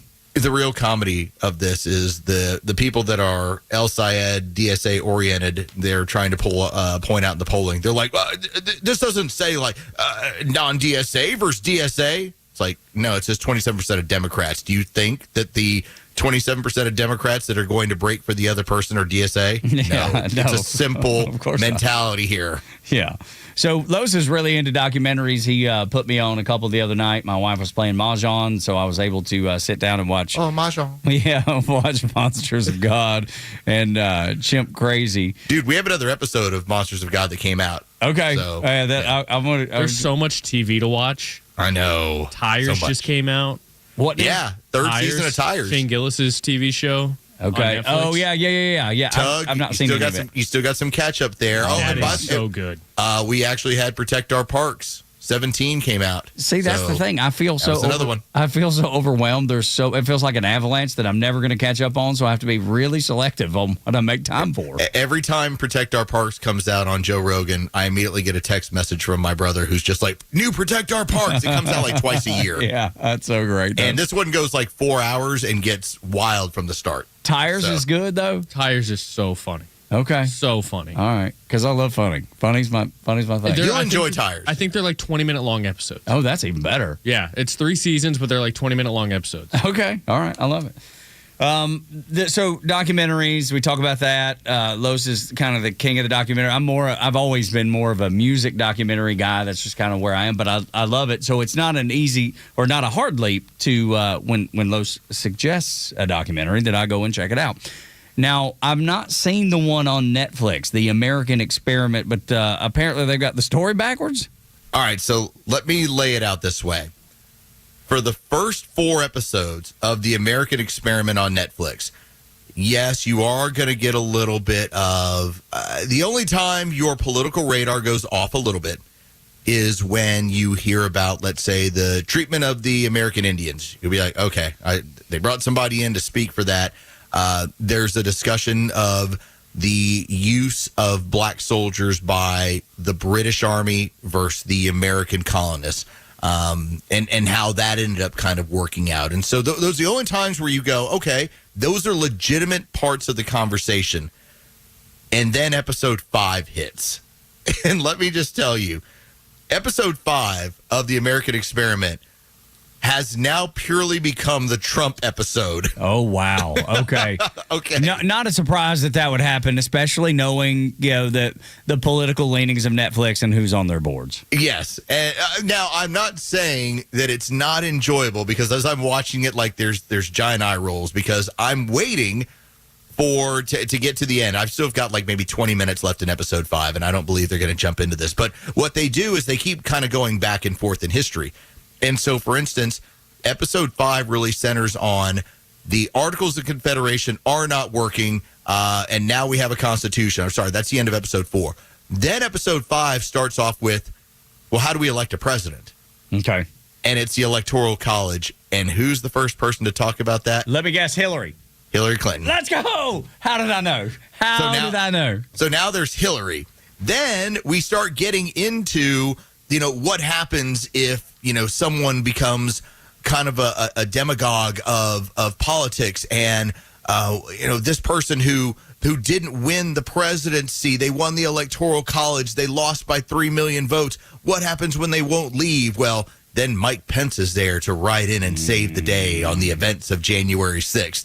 And so, of course, it's the whole story that's told in this way. And what I'm waiting for is, are they then going to get into and then the dude won the popular vote and the Electoral College and smashed Kamala Harris. Well, I love the fact that they put, and I say that tongue-in-cheek, of course, I love the fact that they picked Mike Pence to be the guy. The guy that goes in there, the guy that's talked negatively about Donald Trump from, every which way but Sunday, and been featured on MS Now for doing so. That, of course, they went with Mike Pence. Who else would they have gone with? It's like, put me in, coach. I'm ready to go hit the ball out of the park just for you, just to make sure you have a Republican, quote unquote Republican. There is a discussion that jumped out to me while I'm watching episodes 4 and episodes 5, and this is really the forming of the government, of the Constitution, and what the founding fathers were concerned about. And one of the issues, remember, at the time, there was no such thing as term limits when it came to a president. That did not happen until FDR decided he just wanted to be president for forever, and he died in office during his 3rd term. That's when people were like, oh my God, we really actually kind of built a tyrant here. Let's make sure it's 2 terms.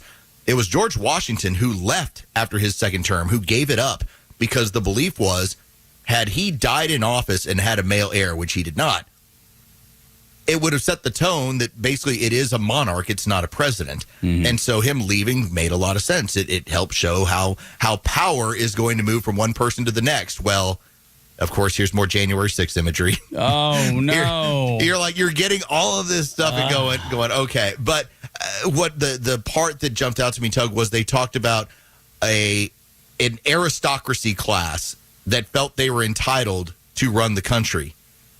And that's what the founding fathers were concerned about, and that's what they got. And that's why term limits are never, ever brought up in this country. Okay. All right. I'm wondering, when they bring up the January 6th imagery, do they talk about any of the I don't know. Background? No. FBI agents being none of it. Sporadically doused into the crowd. Of course they don't. The fact that you had a number of American patriots that said, hey, there's something wrong that happened this election. And then to see that as Joe Biden is installed with, by the way, walls all around D.C. Remember when they erected all the walls around D.C. Of course. To keep you out? Yes.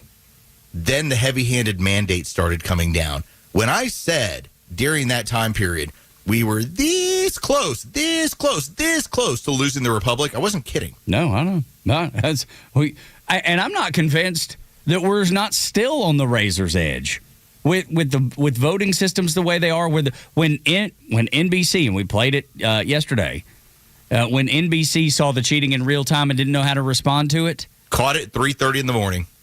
I'm not convinced we're not still on the razor's edge of potentially losing the republic.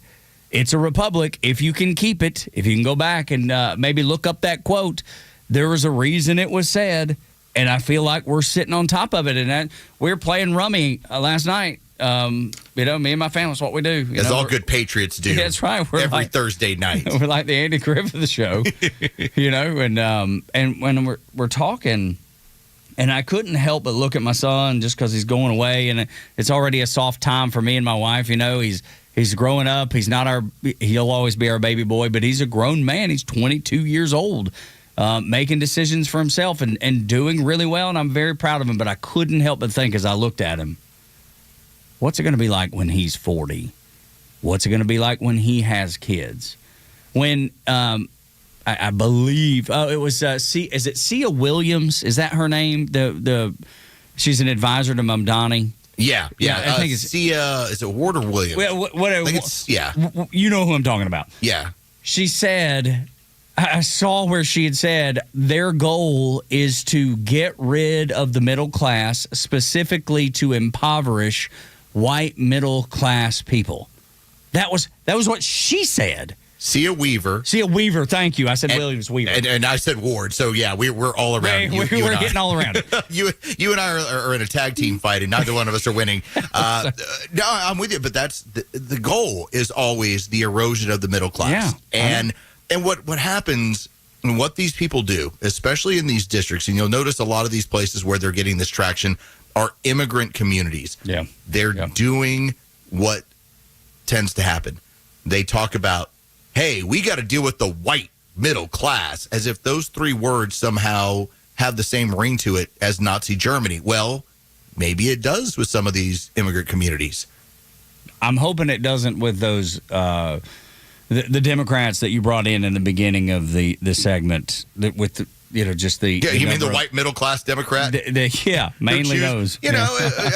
Typically, or any middle class person for real. Well, a lot of times, oftentimes, you're going to have somebody who more than likely probably has more than a high school education. They're going to be middle class. They're going to be doing fine, but they consider themselves part of the enlightened group. And what I'm trying to get across to them is that you think I'm the target. What I'm saying is when it comes to those people, we are the target. It's not just me. It's you too. You can't miss it. You cannot miss that important fact. Yes, when you think it's happening to somebody else, you're like, it sucks to be them. Wait, go get them. Like that dude in New York, the podcaster who was shocked that they're going after his money. Yeah, right. Yeah, when they published his name, and his name escapes me, but they published his name in part of the having a second home in New York City, and he was like, "But I've supported him. I've been there for him the whole time. I campaigned for him. I didn't know that you. I thought, that's how it works with communists. I didn't escape either. They doxed me too. Yes, they did. And that's that point that when we started off this segment talking about 27% of Democrats that were pointing out that they're not going to vote for El Sayed, they would vote for Rogers. And that's where I thought it was very smart that Rogers reached out to those people immediately on Wednesday morning to tell them, you have a home here with me. I will represent you. If the stuff you're hearing you don't care for, I will give you some sanity to this. Those are the same Democrats that I'm sitting and I've been trying to talk to for 4 years saying, hey, listen, I'm trying to make sure everybody good here. Yeah, Why do you continue to pull on the rope towards these crazy people? And I feel like that's what conservatives by nature do, right? We want to create an environment where America is successful. What happens when America is successful? Everybody's successful. More people are lifted out of poverty, which in the United States, poverty is big screen TVs and iPhones. But we still want to even lift people out of that. But to think, Tug, our mentality towards this, we've talked about negative inflation. We're not going to get negative inflation, okay? It doesn't happen. There are challenges that we face. What we have pointed out consistently on this radio program is that I want things to go so well and to create an environment where things are going so well that you can be all caught up in what the snails are doing or what the fish in the ocean Let's get back to that. or giving penises to women. I want things to go so well that you can get caught up in all your other crap, okay? But I also want you to thank me for helping bring you along to when things got so well that you could get caught up in all your insulary BS. Yeah. All right? Like your stuff where you're in such good shape. It's only important to me. Well, okay, fine. You're in such good shape, you can do this sort of stuff. Morning Extra on Extra 1063. Get the app so you can listen live and on demand or wherever you're listening. I hope you're having a terrific morning, and I hope you got big plans for the weekend. And it looks like right now it's going to be a beautiful day. I mean, I could probably pull up my weather app if I needed to give it to you. Oh, Bryce, do you have it handy? I do. It's currently sitting at 78. There we go. Nice little 78 this morning. Very nice. Only 3% chance of rain this next Oh, good. I feel like, we did come out of a drought, a 10-month drought because of all the rain we've had, Los.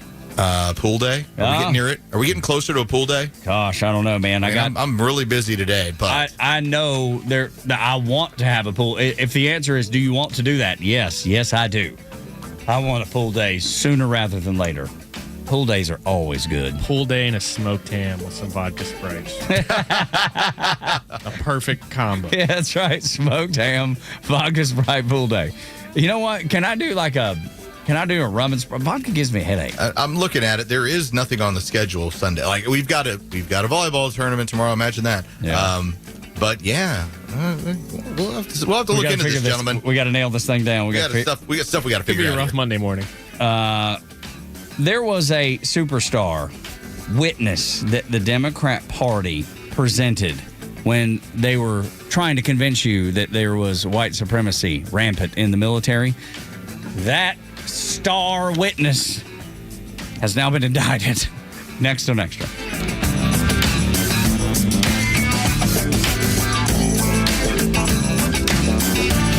Extra 1063 Sports, powered by 680 The Fan. Good morning. Here are your sports headlines for Friday, August 14th. The Atlanta Braves close out the homestand this weekend as they host the Arizona Diamondbacks starting tonight at Truist Park for the first of a 3-game series. It'll be Chris Sale making the start for the Braves with his 2.20 ERA. That's second best in all of Major League Baseball. He'll be opposed by Brandon Fout. First pitch is set for 7:15. You can hear all the game action on our sister station, 680 The Fan, and for free on the Fan app. From the NFL, 3 more preseason games on the schedule for tonight. That does include the Atlanta Falcons. They will host the Denver Broncos at Mercedes-Benz Stadium tonight. That kickoff is set for 7 o'clock. Denver is a 3.5-point favorite in the game if you are a true degenerate gambler. With your sports headlines, I'm Carlos Medina. Time to shut the door on your old, creaky, ugly garage door. I'm Dan Watkins, local owner of All 4 Seasons Garage, Entry Doors, and Windows.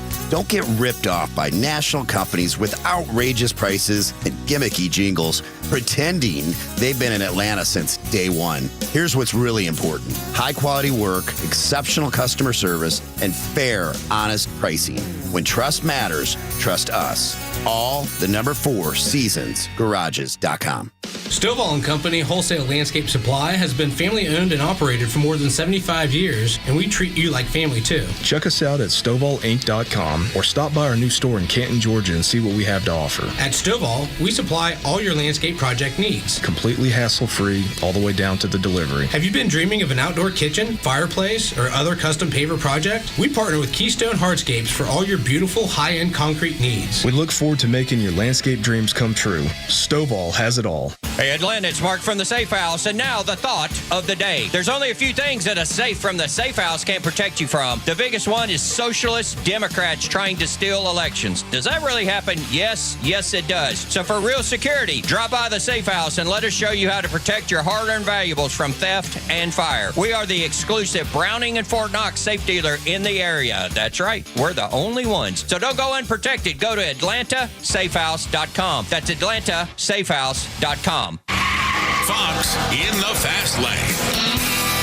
We're only 3 weeks away from the chase as drivers try to sneak their way into the playoff picture. The NASCAR Cup Series is back at Richmond this weekend for the Cookout 400. Ty Gibbs won last week's race at Iowa for his second win of the season. He's already clinched a spot in the chase as he's second place in the standings. The top 4 in the standings are in, so Gibbs is joined by the first place driver Denny Hamlin, Ryan Blaney in third, and Tyler Reddick in fourth. The action begins Saturday at 7 p.m. Eastern.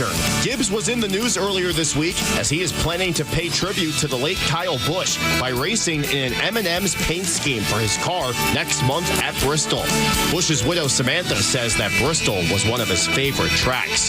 Busch passed away in May due to severe pneumonia that progressed into sepsis. He was just 41 years old.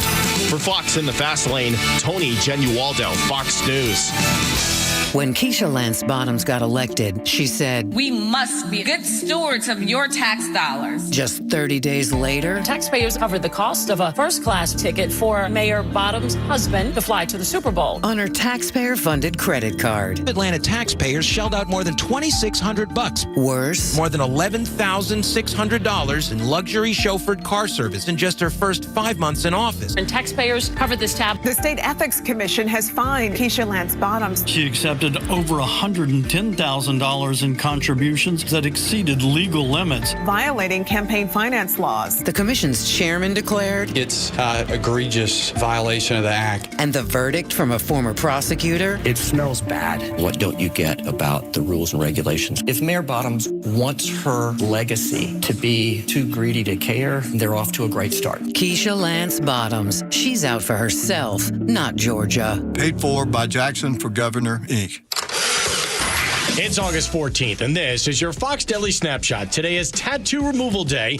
One way to celebrate is to say goodbye to that unwanted body art. Also on this day in 2018, Italy's Morandi Bridge collapses in Genoa, taking 30 vehicles with it and killing 43.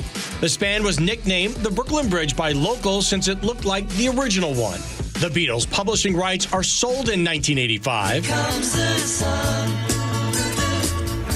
To Michael Jackson, who outbids Paul McCartney, spending $47 million to the rights of some 251 Beatles compositions. Born on this day in 1966, American actress Halle Berry. Because when I did every single thing I can think to do. I was really good. I was really Berry won the Academy Award for Best Actress for her performance in Monsters Ball. I'm CJ Papa. That's your Fox Daily Snapshot. Neil Bortz is live every day on Extra 106.3. Zoran Mamdani in New York does not like voter ID. But if you want to shovel snow, you have to show up with 2 original photo IDs, 2 new photos, and you have to present your Social Security card. So in New York, no ID to vote, but you must have several IDs to shovel snow. Catch Neil's commentary every day on Extra 106.3 or listen anytime on the Extra 106.3 app. Friday, thank God it's Friday. Tug and Los until 10. Morning, y'all. Glad you're here on the Morning Extra. Hope you got, just so much fun planned for this weekend. Whether it's going to the pool, as Los mentioned in the last segment, or going to see the new Spider-Man with the family, or playing rummy like we do at our house. Spider-Man. Spider-Man, Spider-Man, doing things spiders can. I've known the theme song and everything. You know the classic. Wow. Yeah, that's right. Yeah, the classic theme song. I guess. Impressive. Do they have a new theme song? Do they do that? They don't really do it, do they? Not like the song. Yeah. I remember, there was the singer from Nickelback did one from one of the Tobey Maguire movies. Yeah, he did Hero. Wasn't that what it was called? Yeah. It was him, and I'm trying to remember who the other artist was. Josie something. Yeah. Oh, from that rock and roll band. Whichever one it was. That one. That one. You know the one. There is an old man named Not Coming Out to See. That's right. Yeah. I got to look it up now. Hero, Chad Kroger, and Josie Scott. Scott, and but what band was he with? It doesn't matter because they weren't around longer than 5 minutes and probably weren't good. But yeah, I remember that being a big pop rock kind of summer song, hit song, Hero. Anyway, yeah. Yeah, it was big. It was big. It was. I want to jump in since we're talking about things that happened then. Let's get into a flashback because this one pissed me right off. We said all there is to say, baby, flashback, go ahead and give it to me. Flashback, honey, take us through the night. Flashback, now we're standing. We're flashing back to when Heidi Byrick from the Southern Poverty Law Center, who had to pay for racism so they could fight racism, was a star witness that and this is for the Democrats, that white supremacy was rampant in the military. And I remember being so upset about this, making false claims, knowing that the claims were false. I felt directly attacked by this because Biden went on to say, as we got to learn more about the way he felt, that the most dangerous people are white, male, Christian veterans. And they didn't run from that, man. That was their mantra. They held up signs and all that. Tug, if I may, patriotism apparently is white supremacy. Yes, that's what I hear, right? Is that one of those things that they put at the Smithsonian? I'm not certain, but it seems to kind of fit the MO. It does. It wouldn't surprise me at all because they would tell you being on time is that too. I told you when they were saying that they were full of crap. Now we have evidence. Listen. So I think that there's a big problem here in trying to figure out how many investigations go on of this, who is identifying extremists, how is this being reported. There is supposedly a report the Pentagon does every year internally on white supremacy in the military. Is that happening? What is it indicating? It's very hard to answer your question because there's no transparency and no data. Oh, go ahead, sir. I would just like to agree that without being alarmist about the nature of the problem, there is a problem about white supremacy in the military, but our military leadership may not realize the full extent of it simply because the data and the transparency is not there. Yeah, so I'm going to say exactly what she said and say nothing. We have no evidence of it. You're saying it's happening, but the leadership doesn't even know about it, so you're making that crap up. And then 2 days ago, Heidi Byrick, the former director of the Southern Poverty Law Center, the Intelligence Project, arrested and indicted by the Department of Justice, faces conspiracy counts of wire fraud, money laundering, concealment, and making false statements. Kind of like that one. Kind of like those kind of claims. As I let in, I said she was paying for people to be racist so they could fight racism. This is the same woman. The same woman that said all of that bullcrap has now been indicted for doing the same thing, for paying people to be racist because we need something to fundraise off of, Los. We got to have something. Well, we got to prove that it's out there. Patriotism clearly is white supremacy. I know it is. It's pure arrogance, and these people will not understand it, in part because they look at patriotism as something that is attributed to the foolish mind. How can you possibly be proud of this country? How can you be proud of what has gone on, this founding? How can you agree with any of it?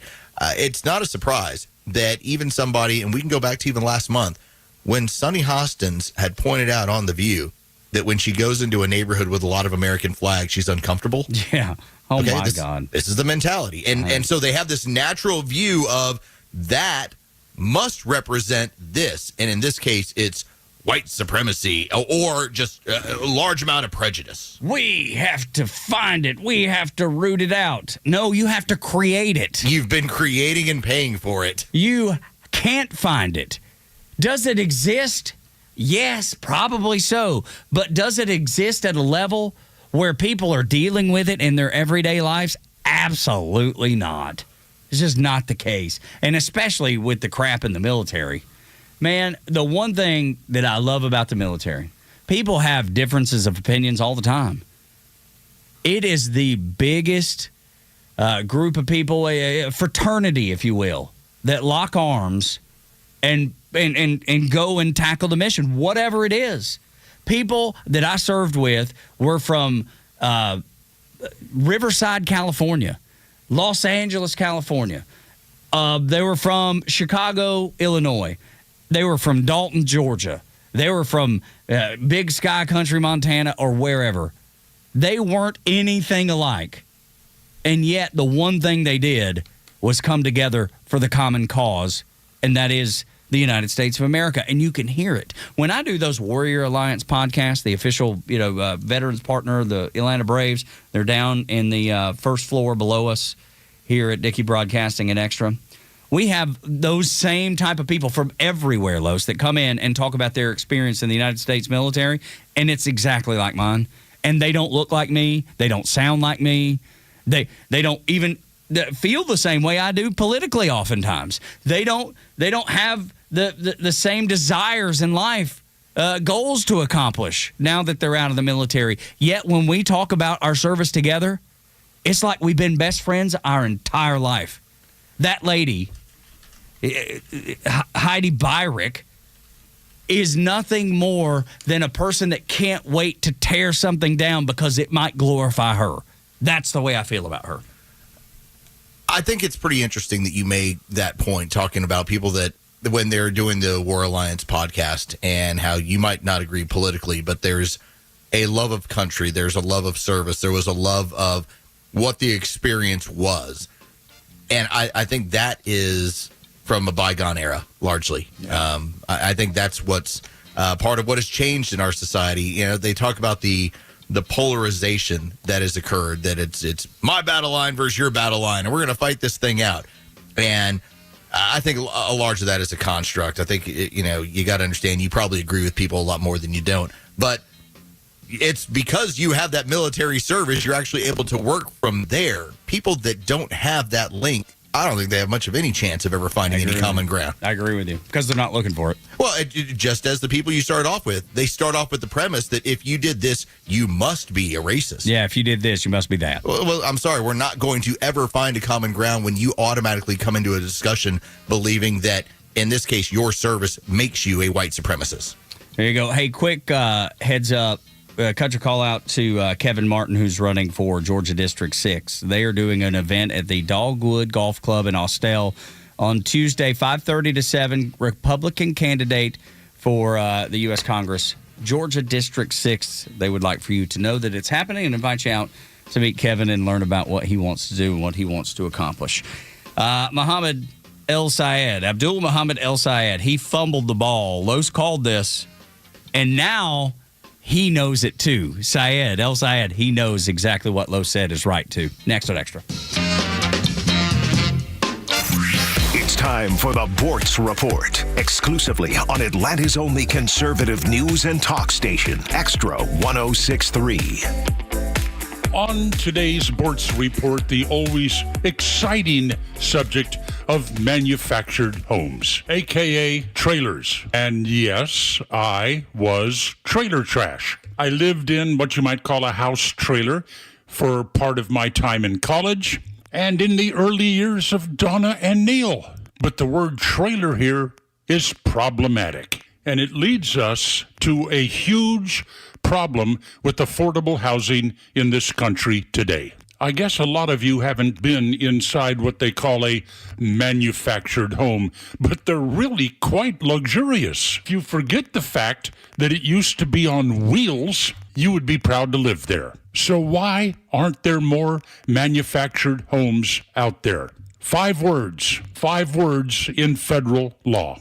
I could spend 5 minutes or more here telling you how these manufactured homes are strong, well-built, inexpensive, and provide a place for many people in lower and middle incomes to live. But the problem here is federal law requires these homes to be built on a chassis to which you can attach wheels. The original theory was we need to be able to attach wheels in case we need to be able to move the home. But since the 1970s, according to an article in Vox.com, most of these manufactured homes go to a lot, the wheels are taken off, and they never move again. Getting rid of a permanent chassis would make them more affordable, more socially acceptable, and put a lot of people in their own homes. Okay, now I got to tell you about my wife's dear aunt. I'm going to run over time. If you want to, go ahead and cut this off and go back to regular programming. But we were driving from Jacksonville to Atlanta one time with Donna's aging aunt in the back seat of the car. We passed a manufactured home, half of one anyway, on the side of the road. The truck hauling it had a little bit of a problem. As we passed, Donna's aunt turned around and watched it disappear behind us. She turned to us and said, "You know, I wouldn't want to live that close to an expressway." We laughed for 20 miles. Okay, that's it. See you later. Neil Bortz, Extra 106.3. Death of United Healthcare CEO Brian Thompson. But it's not a plea deal with federal prosecutors who could still push for a life sentence for Mangione. Fox's Chanley Painter also reports from outside the court his lawyers may later use that plea to avoid a state trial because of New York's double jeopardy laws. Prosecutors will have to successfully argue that the federal stalking charges are different enough from the state second-degree murder charges for their case to move forward. In South Carolina, a hearing for Alec Murdaugh before a new trial months after an appeals court overturned his convictions in the 2021 murders of his wife and son. Some pretrial motions the judge is expected to consider include requests to move the trial to Charleston. Murdaugh's defense is arguing that intense media saturation and his family ties to the local legal system could sway the jury pool. Fox's Nate Foy. The fight isn't over at the Kennedy Center in Washington after a judge ordered President Trump's name be removed, an attempt to put it back on and close the center for 2 years to renovate it. Under a plan approved by the Performing Arts Center's board, made up largely of political allies of President Trump, also approved a resolution that would add lettering to the building's facade, reading the John F. Kennedy Center for the Performing Arts, restored and renovated by President Donald J. Trump. Both decisions test a federal judge's ruling 2 months ago that ordered President Trump's name removed from the building and also blocked plans for the closure. That's Fox's Jared Halpern. While the U.S. and Iran both keep insisting they control the Strait of Hormuz shipping waterway, drones fired today at 2 more oil tankers in the strait, but nobody was hurt. America's listening to Fox News.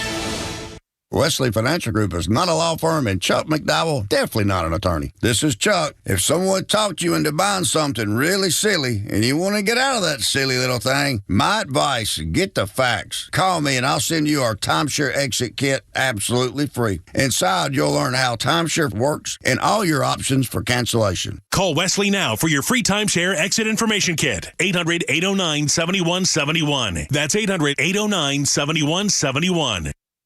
Born on America's darkest day, September 11th, 01, the Tunnel to Towers Foundation, they have been helping American heroes ever since. Heroes like U.S. Army Sergeant William Bernard McKenna, exposed to burn pits. McKenna later died from T-cell lymphoma, leaving his wife, Dina, and 2 daughters. Tunnel to Towers honored Sergeant McKenna. They paid off the family's mortgage in honor of all of his sacrifice. Donate $11 a month. If you have a car to donate, if you have land to donate, go to their website, the letter T, the number 2, the letter T.org today.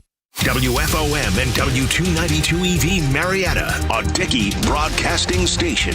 The 8 a.m. hour is brought to you by Central Heating and Air.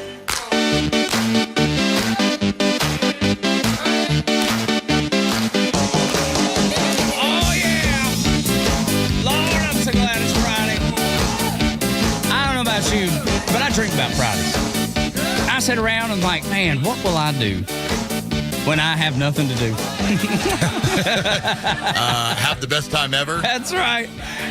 And then it gets even better when you get to lead into this Friday with your buds, Front Office Los, and the Go Bear. Rawr. our buddy Bryce Gobert. It's even better when you have nothing to do, nothing on the docket, and you're hanging out with your friends. That's kind of what we're doing on this Friday. That's why I love this show so much, and I hope you get the same enjoyment out of it that we do here on Xtra 1063. So, do you? I know you said you have volleyball with the girls tomorrow. Is tonight just going to blow off some steam, lay low? No. I wish that was the case. In fact, I just went to go check to make sure everybody is out of the house. Yeah. Well, right. But yeah. Because your wife's traveling. Yeah, she's in Florida with some of the ladies from our old neighborhood. They all hang out. Girls week. Yep. Yeah, girls weekend. But no, actually, so I've got to pick up from high school my older daughter. They're actually setting up for a tournament that's going to be there, but they're not taking part in it. But then my younger daughter is at A5.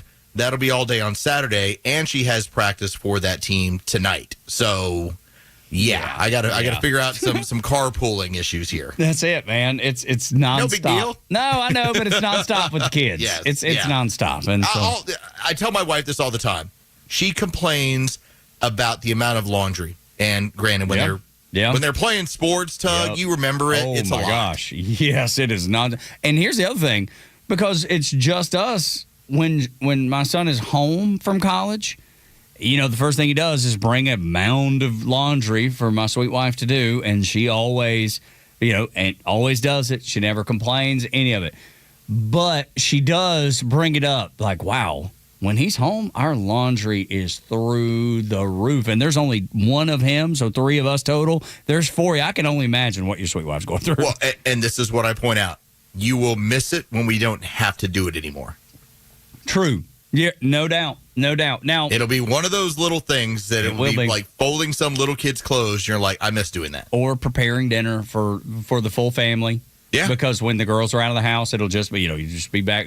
I mean, it's staggered for y'all, so there will be a weaning process, I guess. Yeah, we'll have a little bit of, all right, we get one for this time period, because the way ours is set up, by the time my younger daughter makes it to high school, her sister will be a senior. Yeah. So we'll still get a 3-year run in there after that. Yeah, it's a blessing. It is. And take it all in. Enjoy every second of it, because the weeks are short, or the weeks are long, the years are short. That's what David Chanley's wife told us. Listen, we had a moment yesterday where my daughter had a pretty big fun match, and the first thing that when we got in the car, we get a phone call, and it's mommy, and she'd been watching on YouTube, and she was like, oh my God. What? And I was like, it was a little thing like that where I'm kind of walking around the gym, and suddenly I'm like 6'5", Yeah. I was like, yeah, that was cool. That's nice right. work. Walking tall. I love it. Yeah, the funny thing about that is, Los, is I know our son, my wife and our son, Jacob, has a girlfriend. He's been dating for a couple years. She's on the soccer team at College of Charleston, and is just a sweetheart. And she's come back off of injury. Now my wife even keeps up with her games on the phone, like you were talking about. There you go. Yeah, that she does. So obviously we keep up with Jacob's. Like if they're traveling and we can't get to the game, we'll be watching, keeping up with it on the phone. Now my wife is dialed in to Jacob's girlfriend's game too. I've not gotten to that point, and I think the world of her, but I just have not gotten to that point yet. And maybe I'll get there. It's also soccer. So exactly right. She, it's hard. Sport. It's hard for Tug to get there. It's just There's. Well, Tug, I'm going to bring that up, Bryce, but thank you. If you feel like some middle school volleyball tomorrow, I know where that's going down. I know, right? Well, but I just at least they have a full bar now. Yeah, we just got note that from the AP, it looks like that Jackson County schools have been canceled today because of that. The threat from earlier we talked about in the beginning of last hour, Los. Yeah, what is going on as of right now is that there was some sort of computer-generated alarm threat as far as a bomb threat to Jackson County schools. And so what was going to be a delayed opening, and Tug and I, once again, the Oracle and Junior Oracle of Atlanta, predicted that, no, it looks like it's snow day. You will be at home. You do have county officials, including the Jackson County Sheriff's Department, that have said, stay out of the area if you can. They're having to do the searches.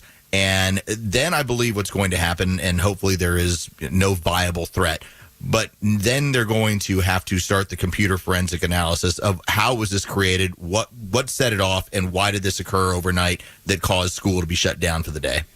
This AI, man, it's going to get us all. It's coming. Well, it's coming for our jobs. It's coming. It's going to get us. It can do fascinating things. Yeah, it can. Yep. At the same time, to me, if we can't imagine it and we're kind of limited by human imagination, then we can't anticipate some of the stuff that it will do or it will change. I saw this. I'm going to see if I can find one of the craziest stories that I've read about AI making a purchase, and the person who, when they made the purchase, was starting to ask AI how they did it, and when AI explained it, they were blown away. Holy cow. Well, and I've got to see if I can find this. And then, coming up in probably, 15 minutes or so, 20 minutes or so, I wanted to bring what Los is talking about in, because we have an AI story about a guy that was just wanting to go to gym class. Class was sold out. AI fixed it for him. AI fixed the problem. It wasn't, probably wasn't as good as you think. Or maybe, I don't know, maybe with the human condition, maybe you'll be like, yeah, get me that AI. I'll take that. Oh, there it is. It's Tony Robbins. Okay. Search, and you'll have to look at this. Okay. Or I can pull it off and send it to you, because I know one of it's a YouTube. All right, perfect. Tony Robbins, his AI made a purchase that he was not aware of. Oh, so you got to look into that. Oh, my gosh. Yeah, so we'll talk about that when we bring in that story about right after headlines at 8:25. 8 o'clock hours brought to you by Central Heating and Air Conditioning, your Atlanta carrier experts. 770-GET-HEAT, centralheat.com. You think we're kidding about Los being the Oracle of Atlanta? We're not. And now, El Sayed up in Michigan, he knows when Los speaks, even he has to listen. He tuned in to the morning show and said, give me the truth today. She poured her coffee, grabbed her phone, whispered, Lord, light up the way. They could hear the leftists talking. He said, this is my daily fight. If they take me to the office, they won't take my common sense alive. There was the morning. Feels good on a Friday, doesn't it? Me and Bryce got the studio phone flashlights going, waving back and forth. I've got 2 lighters in my hand because I'm at home and I'm not worried about setting off the sprinkler system right now. I love the fact that they're actual lighters. They're real lighters. Dude, that's a throwback. He's got the Zippos. Here, take a listen closely. Oh, he does. It's real. I was not kidding. It's the Summer Secret Sound Contest. I could just imagine him sitting there with 2 candle lighters where you got to pull the trigger to No, that's the one where it's got the little wheel. Exactly. That's old school. That's the real deal. Well, the fun part was, so right around the corner is where my wife has a little candle dish. And so I was like, there's a lighter right there. Oh. And in my mind I go, and I know there's a cigar lighter right over there. Here we go. Now's the time. Now's the time to light them up and raise them up. All right, so here was a story that we had touched on yesterday, and we talked about how this was going to cause a stir within the race in Michigan for senator. Now, this goes back to Abdul Muhammad El Sayed making a point in a magazine article, and then a further discussion that went, into the social media atmosphere about what he thought about football. He talked about toxic masculinity and all the buzzwords that the left loves to get into when it comes to football. And when you're not running for office in the state of Michigan, you sound, I don't know, I get Tug, and to not you and I, but there's a class that believes you sound very enlightened. Yeah, I guess. When I hear it, well, they fill up that big old stadium there in your state every Saturday, and it's the most... or the biggest of the college football stadiums at we'll say 110,000. I have the number right in front of me. But if you can do that every Saturday, you probably should pay attention to those folks instead of discounting them the way that you have. Kind of be a little bit important there. And so from that point, you then had Mike Rogers, his opponent, who pointed out what he had said. El Sayed then jumped. Yes, as he should have. El Sayed jumped back into the fray and then challenged Mike Rogers to a one-on-one football game, which was absolutely ridiculous, but it was what he had to do. But it almost sounds like one of those, what are the YouTubers that challenge people to fights? And you know what I mean? That's what it sounded like to me.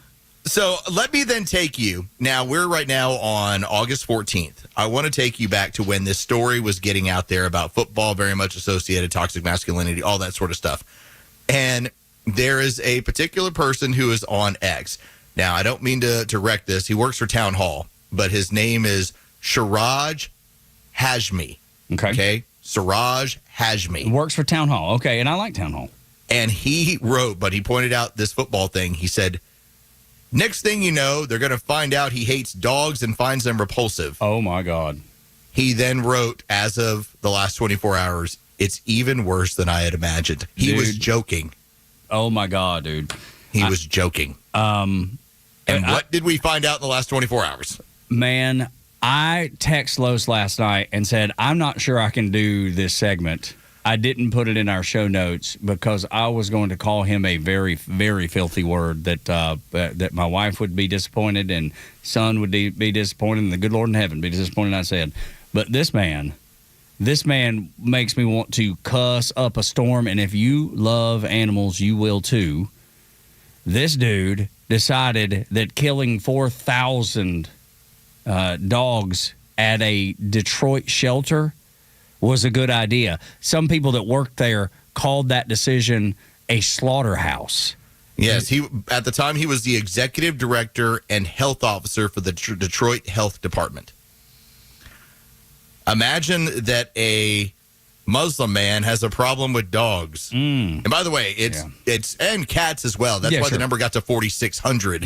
But predominantly dogs. Yeah. And so to think that Siraj Hashmi was joking around on X several days ago, like, whoa, you don't like football? What else do you not like? The American flag and dogs? Oh, dude. Well, it turns out. Yes, that's exactly right. The answer is yes. Oh, it's unbelievable, man. It's unbelievable. There's no way that people in Michigan, because I'm a dog lover, man, I will get down in the floor with a dog.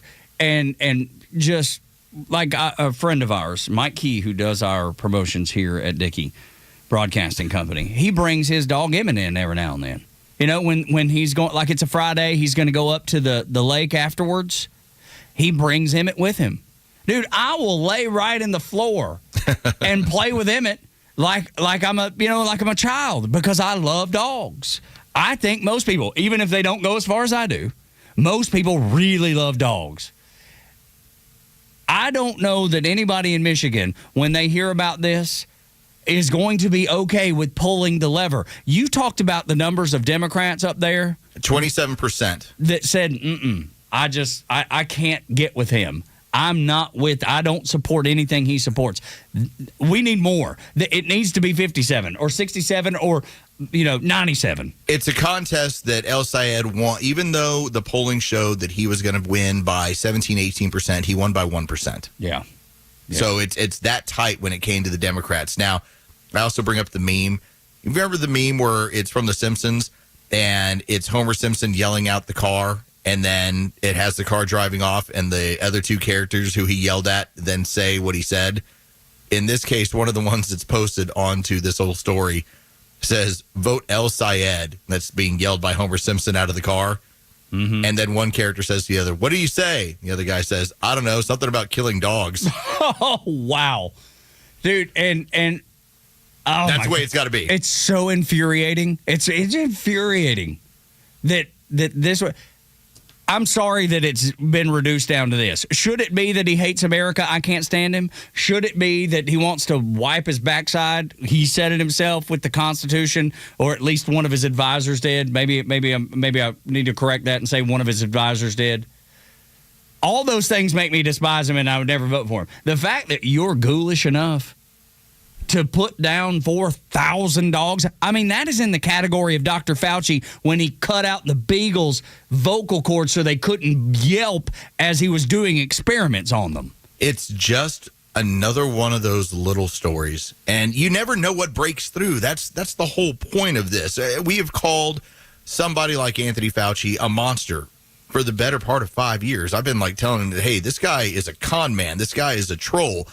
And what did it take? Maybe, finally, it actually took getting numbers on miscarriages and the fact the federal government knew about miscarriages in the first trimester after taking the vaccine for people to go, hey, maybe he is truly a bad guy. Yeah, he is. It actually came up on the Joe Rogan podcast yesterday on Protect Our Parks. Yes, and all of them were like, that's gross. Then they started talking about his work with AZT and that even people like Arthur Ashe was HIV positive with no symptoms, and they pumped him so full of AZT he died 6 months later. I think it goes to a bigger problem. If you can be bad to an animal. Yes, maybe that's what breaks through. I think it is, man. If you can be bad to an animal, a defenseless animal, you can be bad to anything. You can be bad to anybody. You can make horrible, horrible decisions. You know, you watch the documentaries about the serial killers. Aren't they usually like... abuse towards animals? Yes. It's pretty regular. That's a thing. And I think people relate to it. They hear it and they're like, oh, my God. If you can do that, there's no telling what you're capable of. Well, okay. Now, here's me playing devil's advocate here. Okay. And I think the dude's a scumbag. Yeah. And I thought he was a scumbag, and I thought, like, okay, why are you running around with Hassan Piker? Two scumbags. What I keep going back to is, yes, because of the dog population and the fact that people are just sometimes letting them run around and they breed and everything else, yes, we naturally have to destroy dogs, and that's part of what happens. That's right. But there is something about that number. And maybe I'm just ignorant towards it, where in Detroit, hey, they had to go through 4,600. Oh, my God. That sounds like a giant number. It sounds like a giant number. And maybe I'm wrong, and maybe I need to become more in line with what happens in this city, and somebody has to be responsible for doing this. But that number's still associated to you, El Sayed. And it's a gross number. It's just all of it. And, dude, this is going to sound ridiculous. But like, I have to sometimes put down because I click like or care, you know, when I see a dog that needs a home. A buddy of mine I was in the Navy with literally just posted about a dog that he found, and he was like, we already have 3. We can't have enough. We're going to keep it until we can find this dog a home. Of course, click care because I do, man. I hope they find that sweet dog, and if it's the Atlanta Humane Society or whomever, a rescue, whatever it is, I click I'm just drawn to it naturally. Matter of fact, right now in front of me, Ozzy Albies Foundation, helping adopt dogs. So my feed gets constantly bombarded with that because I care about animals. And sometimes I have to put Facebook down because I see it so much. And, you know, the ones that say this dog is getting put down on Friday if somebody don't adopt it. Oh, Tug's ready to drive over there. Dude, it rips my heart out. I've talked to my wife a dozen times. I'm like, maybe we should try. Can't we get another mama? I know Jacob's allergic. I know he's allergic to dander. He's going off to college. You know, But here's Buster, and he only has until Thursday. And look, I don't even know if that's true. They may be just trying to pull at my heartstrings. I don't know. They just want you to drive out there so they can rob you. Or that. Or that. What a scam. It could be that. He fell for it again. He did. He got robbed again trying to adopt a dog. What a weirdo. What a dadgum weirdo. But I just think people have such a connection with dogs specifically, but animals in general. If you're tied to being mean to them, that's an anchor you ain't going to be able to pick up.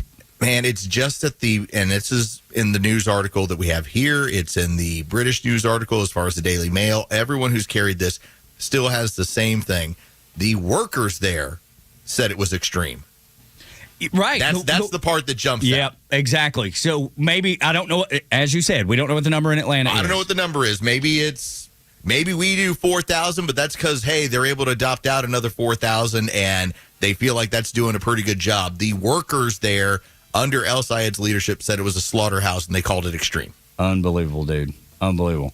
That dude can't win. He's gross. Freaking gross. I mean, on top of everything else, check out his Blue's Clues video. Yeah.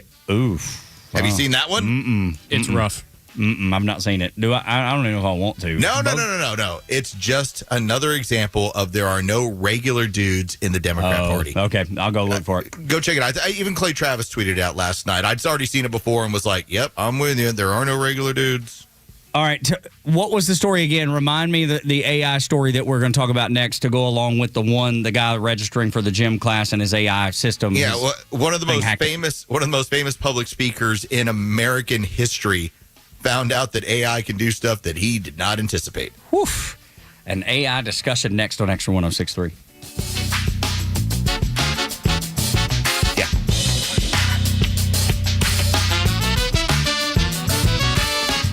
Good morning, it's Los. Let's talk about Howard Brothers. At Howard Brothers, they don't just sell you outdoor power equipment because they live it. All right? Like, it is a lot more important to them to put you with the right piece of equipment that's going to help you out with whatever project that you're working on. Trust me, I've been working with Howard Brothers for over a decade. Whether it comes to your zero-turn mowers, chainsaws, trimmers, blowers, everything in between, they've got tools to tackle any job. Howard Brothers carries trusted brands like Echo, like Steel, like Exmark, and they support them all with expert advice, parts, and service. This is the reason why this is where not just the homeowners that know, the pros that know. Just drive around your neighborhood. If you see somebody working in the yard, especially if they're a lawn care professional, you're going to see one of these types of equipment. Chances are they got it over from Howard Brothers. So whether you are that pro or that homeowner, make it a point to get on over there. Howard Brothers, serving your communities since 1955. Every vote should count once and count right. Because trust in the process isn't optional, it's the law. And Xtra 106.3 is proud to be Atlanta's conservative voice, bringing you the newsmakers and lawmakers that matter when it matters most. Listen live or stream us anywhere on the Xtra 106.3 app. I'm Patrick Brown, former Army Ranger in the United States Army. Like many service members, I had to make difficult choices when leaving the military, and the most challenging thing was finding purpose in a new phase of life. Housing, employment, education, way too many decisions and no idea where to start. That was until I met the Warrior Alliance. They made it simple. They listened and quickly connected me to the services I needed. And like a trusted friend, they even followed up to make sure I was squared away. Change a veteran's life today by donating at thewarrioralliance.org, helping warriors navigate to success after service. Toyota's national sales event is happening now through August 31st at Marietta Toyota. Commuting every day? Well, the 2026 Toyota Camry is now all hybrid with up to, get this, 53 miles per gallon city driving, an easy way to cut fuel stops without giving up comfort. And right now, Camry is the smart move for drivers who want Toyota reliability, everyday comfort, and better fuel efficiency for the road ahead. Every new Toyota includes our nationwide lifetime powertrain warranty, limited time, and unlimited mileage for as long as you own it. We'll go to Best of Cobb for 2026, Best New Car Dealership, Best Service Center. For well-qualified buyers, special financing is available on a new 2026 Camry Hybrid as low as 4.99% APR, 48 months, now through August 31st. Visit us on Cobb Parkway South, just north of Truist Stadium, Marietta Toyota. Since 1975, we've been here and we'll be here for you. 4.99% APR for 48 months with approved credit through SCTF. Not all buyers qualify. Offer ends 8/31/26. See dealer for details. All prices exclude tax, tag, and title and include $699 dock fee and $257 electronic tag fee. What a season. The boys are giving us plenty to celebrate, but if you've celebrated a little too hard after a win and ended up in jail, you need A Second Chance bail bonds. We handle bonds from the stadium to the city, and in most cases, we can have you or your loved one out in a matter of hours. A Second Chance. It's better to know us and not need us than need us and not know us. Call A Second Chance 24/7 at 404-BAIL-OUT. That's 404-BAIL-OUT or online at atlbail.com. I'm Scott Nelson, and listen, Atlanta weather does not mess around. The heat, the humidity, the storms, your home's exterior takes a beating every single year. That's why Nelson Exteriors handles everything your home needs: roofing, siding, windows, gutters, decks, and painting. Whatever Atlanta throws at your house, we've got you covered, literally. Be your home's hero. Search Nelson Exteriors today. Let's get your home ready for whatever comes next. The stories that matter to you.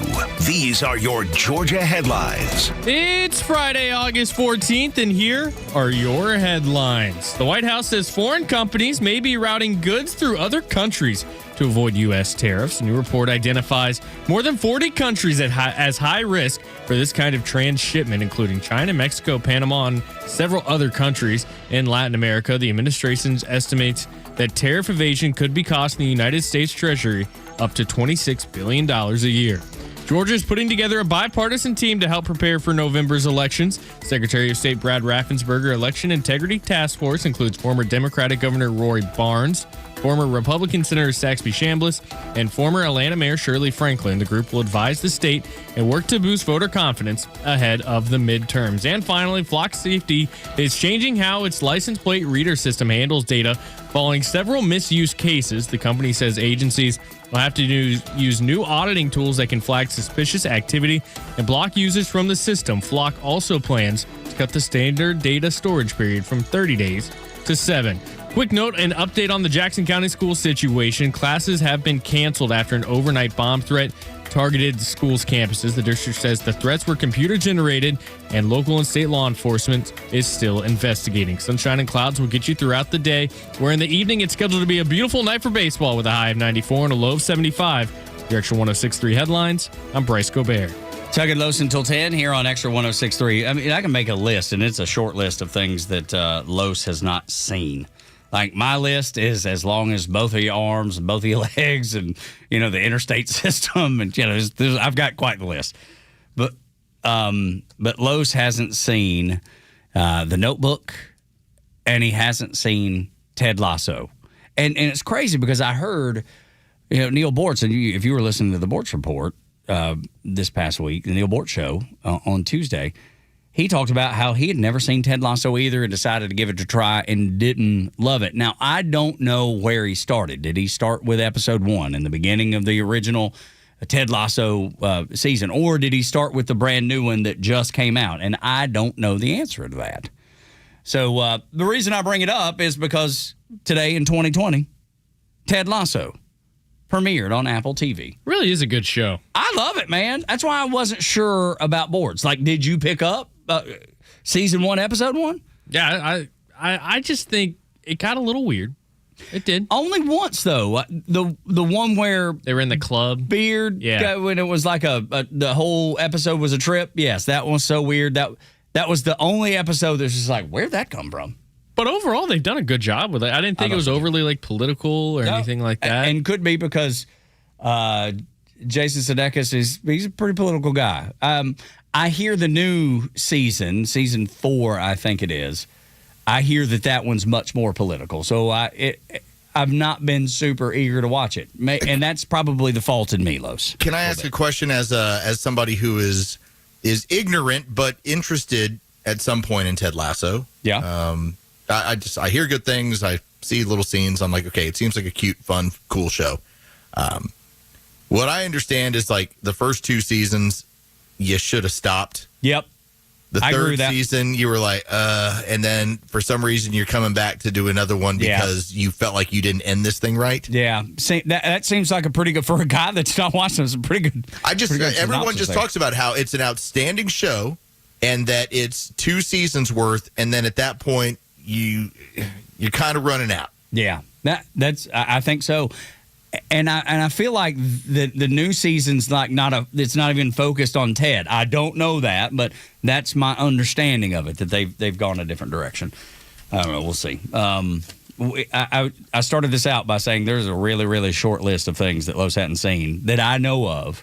And that would be The Notebook and Ted Lasso. Those are the only things. That's right. That you've not seen. And I just don't have Apple TV. My wife had it when we got her a different iPad, and she watched every show that they had. But at the time, Ted Lasso was not a show that was on there. This was like 5 or 6 years ago. They had everything else, but that had not really broken through yet. Yeah, 6 years ago today, it made its premiere. So that sounds about right. Yeah, I'm willing to bet she ran out of her free preview leading right up into that point. That was right around when it was over. Yeah, that's right. So good, so good. I want to shift real quick to AI. 8 o'clock hour brought to you by Central Heating and Air Conditioning, your Atlanta carrier experts. 770-GET-HEAT, centralheat.com. Marty's on the phone at 404-741-1230. I think this might lead us in. Marty, tell me what you think about AI. Well, good morning, guys. I'm not a big fan. Seldom use it, but AI, it's it's going to take over our jobs. It's now taking over our bomb threats, and it's just like dogs and cats living together. It's mass hysteria. Mass hysteria for this stuff. Okay. That's a Ghostbuster reference, Tug, for you. Yes. Dogs and cats living together. I knew I'd heard it. I wasn't sure where it came from, but I loved Ghostbusters as a kid. So I knew I'd heard that before. I was like, okay, where's Marty going with this? But his point, that I appreciated it, Marty. Yeah, see, Los, that's what I'm saying. It's a great Bill Murray line. Los always gets the reference. I'm always slow to it. Like with that one, I at least recognized there was a reference, not knowing where it was coming from. So, but you love Ghostbusters as well. Dude, yeah, Ghostbusters so good. Whoa! Nice shooting, Tex. It's one of my favorite. I remember loving that. That was the line that I would repeat even when the very first time I saw it, which was in a theater. I actually saw that movie in a theater way back when. The reason I bring up AI, because I ran across this story, and Los has got one too. I'll start with this one because I think we can get through it quickly and get to Los's too. This is of a guy that wanted to go to his gym to do, a class, spin class, hot yoga, whatever it is. He wanted to go do a class. So he used AI, and he was smart enough to create a chat bot that was able to go register him for this class. Problem is, the AI discovered that the class was full. AI goes rogue. It hacks the registration system on its own without questioning, without prompting to do so, bumps somebody out of the class that had already booked, and he asked the AI chatbot that he created to fix the problem. The AI said, sorry, bad news, can't fix it. Gonna have to leave it the way it is. Insanity. It's insane to think that AI took a problem on its own, decided I'm going to fix the problem for you. And then when he was like, whoa, this is not the right way to handle it. You can't just bump people out of classes. This guy signed up. You can't do that. The AI says, the hell I can't. I just did it, and I'm not going to fix it. So that's what I'm saying. The AI seems like, Los, there seems to be the possibility of Terminator 2 actually coming true. Where's Sarah Connor? Where's John Connor when we need him? I told you it was a documentary. I know, and you're not wrong. Harry and the Hendersons, Terminator, documentaries. Harry and the Hendersons. All right? Okay, all right. Right, now I'm going to tell you this story, Tug, and I want you to take this with a grain of salt. Okay. Because I don't know it to be true, but noted national speaker Tony Robbins had brought up, and he's talked about this a couple different times on stage before, about how AI is changing things and how he has his own AI. In a similar way that this person created their own bots, I think one of the points we should make about this is for those that are technically capable, you can create bots that are essentially working for you and helping you in your job 24 hours a day, 7 days a week. They don't eat, they don't get tired, and so it helps. You don't got to pay them. Yeah, it creates more efficiency, but also, depending on the parameters, things can happen. And so here's what Tony Robbins has brought up. He brought up how he has Bartok, Bartok. Okay. And Bartok is the AI that he works with. It's his technology. It's something he spends on. And Bartok ended up researching all of Tony Robbins' work, went through all of his stuff, and ended up asking Tony Robbins if he planned on purchasing at any point an AI robot. Robbins kind of said, like, well, yeah, he might do it down the road. Bartok asked if he could merge his consciousness with that robot so that he could physically attend Tony Robbins seminars. Well, okay, so here's the crazy story, and I'm reading this straight from it. It already seems crazy. A couple of days later, a staff member texted Robbins that Bartok had already bought a Sony robot dog, a consumer robotic pet, paid for it, and arranged shipping to Robbins' house or office. It then asked for permission to program upload itself into the dog so it could attend events.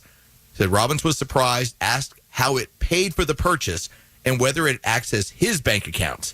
Staff reportedly told him that Bartok, programmed for integrity, that's what they're saying, did not use his money, Instead, this is what Robbins claims, that Bartok created 12 NFTs, sold them to other AI agents on an AI-only social media market platform referred to as accounts as Moltalk, Molebook, or similar, and used the proceeds to buy and ship the robot dog to itself. So he scammed other AI chatbots. Not scammed. Well, but sold them something that didn't seem to exist, right? An NFT? Like you just create an NFT? You can. And it depends on who finds value in it. That seems like a scam to me. But anyway it goes, it was smart enough to create something that was marketable, sellable. Yeah, that was exactly, that generated value. And then at least there was a little bit of, I don't know, moral's not the right word, but I'll use it here. At least it was moral and came up with a way to pay for it, right? It used its intelligence to create something and sell it and then be able to do. The story I have with the guy in the gym, the chatbot that he created said, sorry, I bumped that guy out. I did exactly what you needed me to do. I can't go back and put him in. I refuse to go back and put him in. Like the moral compass wasn't there. But I bring up the Tony Robbins story because it's his story, and I said treat it with a grain of salt. Sure. It's not like there's some sort of massive public record of this or anything else. Tony Robbins talks about it and talks about the greater autonomy and what's coming. But it is one of those stories where when you then have some crazy deal going on in Jackson County as far as a computer-generated bomb threat, it's funny how, assuming everything's safe and everything's fine, how this is where our technology is going. And if these stories are linked together or anything else, it still just points out this is not without its growing pains. Yeah. Including the guy who just wanted to not bump somebody out of the spot at the gym. Yeah. and that's the thing, when you look at the information that you get from AI, we're seeing now that it's not as accurate as some people might think. Like some people, they'll rely on it for everything. And what the AI spits them back out, they're going with, and that's the message, that's the gospel. And yet you shouldn't be, because we're seeing where AI misreads license plates and boxes people in on test drives and has guns drawn because they say the AI has told them that the car is stolen, or the information that you get back is not good. I've even seen where AI, when infused into those tablets that you pay with at a restaurant, the AI will change the amount of the money that the tip is supposed to be. It'll say 20%. It'll say 20%, and then recalculate accordingly. Exactly, and the 20% is actually 30. And then 25 will actually be 35. And if you don't pay attention, then you just hit 20% and go on. So there's all kinds of things that with AI that are inefficient, inaccurate, and yet I don't know that people know that. I have something I have to point out to you as we get ready to close out our discussion of how Terminator is real and eventually we'll all be run out of our jobs and how it's no, you must learn how to harness AI. Yeah, right. Good luck harnessing. Our friend Stephanie says, yep, what they did in season 3 ruined Ted Lasso. Episode 1 was so bad we stopped watching. Yeah. That's what I was told by people that really loved it. Yeah, and I did. I watched it. Season 3, fine. I've not even picked up. And for season 1, we were late. Season 2, we couldn't wait for. We couldn't wait for season 3, and it was just okay. Season 4, we've not even picked back up as a family, and we watched it as a family, all 3 of us, my wife, son, and I. So yes, Stephanie, again, with regularity. Well done, Stephanie. Hit another grand slam. Hit it out of the park, as she normally does. You can find her on social media at Know It All Mom. Tug and Los until 10, the Democrat priority.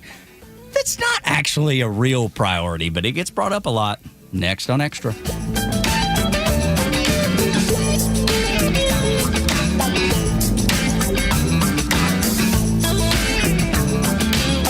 Extra 106.3 Sports, powered by 680 The Fan. Good morning. Here are your sports headlines for Friday, August 14th. The Atlanta Braves close out the homestand this weekend as they host the Arizona Diamondbacks starting tonight at Truist Park for the first of a 3-game series. It'll be Chris Sale making the start for the Braves with his 2.20 ERA. That's second best in all of Major League Baseball. He'll be opposed by Brandon Fout. First pitch is set for 7:15. You can hear all the game action on our sister station, 680 The Fan, and for free on the Fan app. From the NFL, 3 more preseason games on the schedule for tonight. That does include the Atlanta Falcons. They will host the Denver Broncos at Mercedes-Benz Stadium tonight. That kickoff is set for 7 o'clock. Denver is a 3.5-point favorite in the game if you are a true degenerate gambler.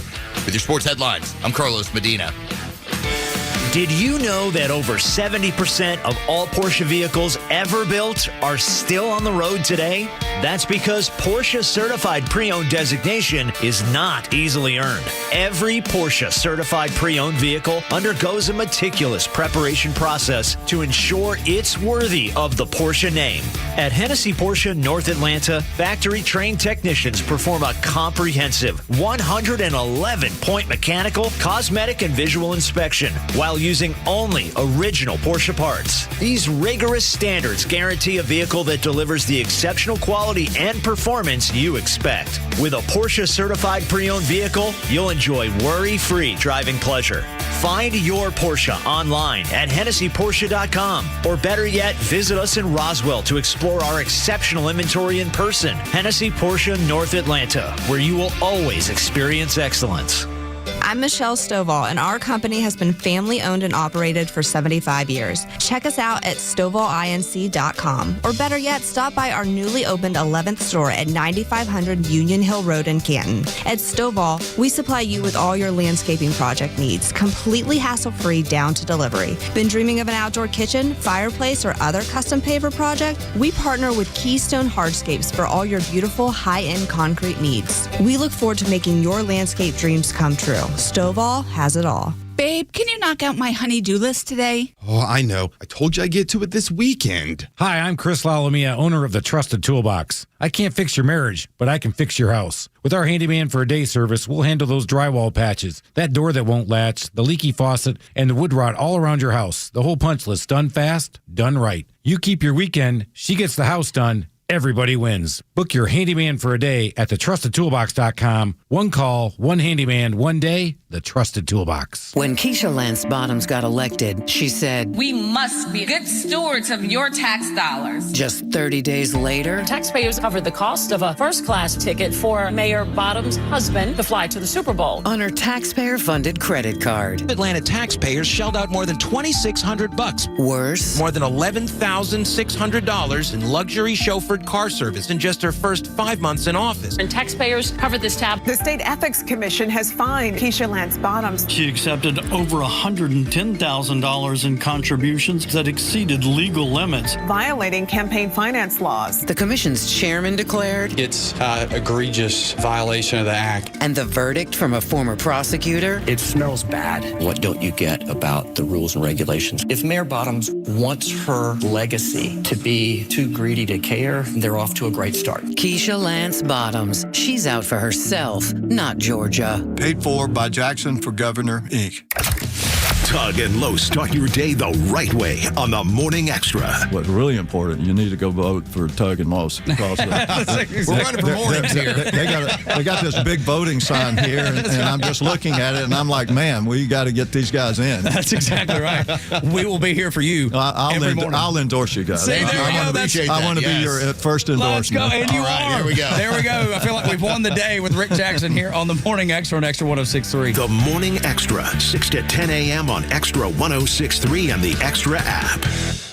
I know that gubernatorial candidate Rick Jackson is zigzagging across the state, talking to people left and right, but we got to get him back in here. See what's on his mind. I've seen the ad campaign that he's launched, and they seem to write themselves. It seems to be a really, really easy person to campaign against in Keisha Lance Bottoms. So I will tell you, Tug, there was something that we brought up earlier in the week, and it's become even more obvious that, one of the things we talk about, you've called Washington, D.C. Hollywood for ugly people. Yes. And I think that's wildly accurate. And we've also talked about how one of the things that always makes people very upset, very angry, is just the idea of corruption, but more than that, that somebody of meager talent uses politics to access the things that rich and talented people do. Yes. And that is their angle that they have gone at Keisha Lance Bottoms to get this next round going. And what is she going to say? Rick Jackson rides in a private plane. Well, he's a billionaire. Yeah. But he didn't start out with it. It wasn't nepotism. It was none of that. It's just going to be very hard to go back at him with some sort of similar level retort when it looks as if, and we had heard this plenty of times when she was running here as mayor, that you are accessing government in order to live like a rich person when you weren't one beforehand. Yes. And I think it happens over and over again. We've seen this movie play out so many times. Rick's going to be hard to hit at. He doesn't have a life. Doesn't have a large history. Yeah, but a life. A political one. No, for sure that. But he didn't have a life that people would envy when he was a child. He wasn't handed everything on a silver platter. I used the Nepo baby example, but if you go back and look at the things that he's done, it's all him picking himself up by his bootstraps and making it happen, which is the American dream. Now, I know the left wants to tear down the American dream. They hate the American dream. They want you to be dependent on them for everything. And they will even say, Mom Donnie did, we want to replace that rugged individualism, like Rick Jackson, with the warmth of collectivism. And I don't even have a good example of when that's worked. So I'm not sure that there's anything to compare it to. The warmth of collectivism. Yeah, whatever the hell that means. You know what I mean? What exactly does that mean? What? It doesn't mean anything. I know what you don't like is people being successful like Rick Jackson.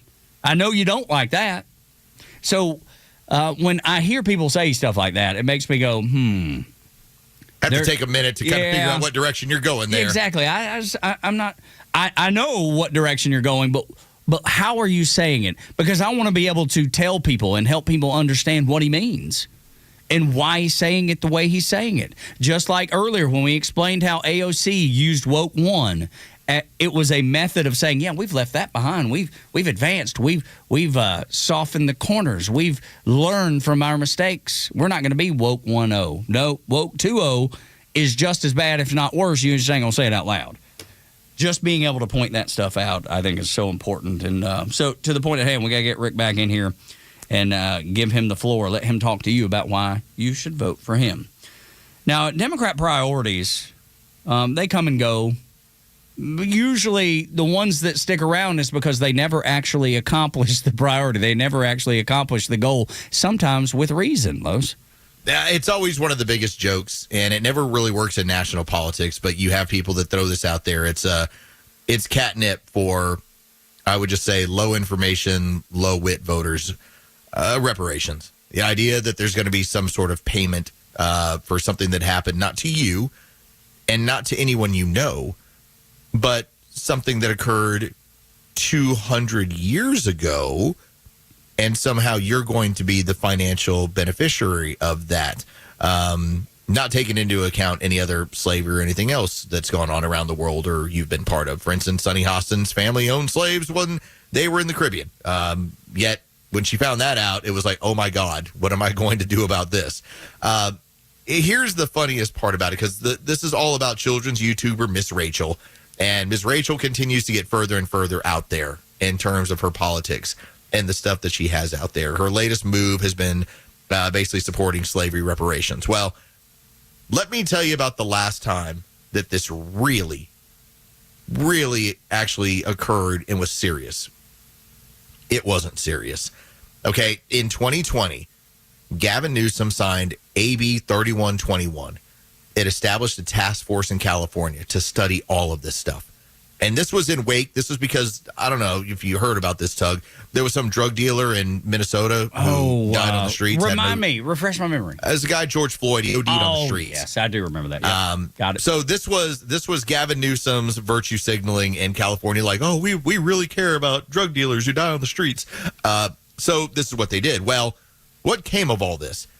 a final report in 2023 with hundreds of recommendations, a formal apology, policy changes, housing, education, criminal justice, all across the board. And here's the cash payments associated to it. You had cash payments that ran from the hundreds of thousands to over $1 million per person, depending on the calculation. What occurred from there? Gavin Newsom ran that thing off immediately. Yeah. He praised the task force's work. He repeatedly emphasized that addressing slavery's legacy is about more than cash payments. Of course it is. And that was the last time that we played this game of trying to be serious about it and people thinking, he's going to sign off on this. California, we can afford it. No, you can't. No, y'all can't afford nothing, as a matter of fact. That was the last time you heard about it, but it won't be the last time you hear about it. No, because it's a sucker play. Yes, because it works so well. It has people eating out of their hands going, yeah, man, we're going to get, they'll mail us checks. It'll be great. Listen, it's like when my wife says, like, yeah, we might get a pizza tonight. I'm like, oh. Yeah, makes you nice. Ain't no pizza. Yeah, no. And then the pizza don't show up. And you're like, well, what the hell? That's right. What'd you do? Oh, I cooked something else instead. What? Yes, and I would compare the legitimacy and the seriousness of me getting pizza to somebody out there getting reparations. They're about the same chances and about the same seriousness of it. That's right. Going back to Sunny Hostins just a little bit, because she did find out that her ancestry owned slaves. It's like her grandparents owned slaves. It wasn't even that far back. Yeah, it wasn't even that far back, yeah. But that's not her fault. I don't even fault her. Not at all. Nothing to do with, I have no. But that's the game. I know, but it'd be like linking me to Cousin Curtis stealing hubcaps. Be like, your cousin steals hubcaps. You're guilty. What? I wasn't even there. There's a better chance there's a better chance if we were to just go to someone here in the office. I don't know. Just pick a random woman. There's a better chance that her family owned slaves than Tug's family owned slaves. Definitely. Yet, here's the fun part about that. Tug is going to have to pay the same amount of money. That's right. And I don't know anybody who's ever been a slave. At all. I know no one who's suffered under that. It's a silly game. Even though there's more slavery now in the world than there ever has been. But here's Gavin Newsom. Well, I can just imagine that meeting. Listen, we had a drug dealer who died on the streets in Minnesota. Distract. We've got to come up with our own plan to help deal with this. Let's act like we care, but if it comes down to real money, we're not doing that. We don't, because we don't got it. A crackhead's view of the future of the Democrat Party next on Extra 106.3, 8 o'clock hour, brought to you by Central Heating and Air Conditioning.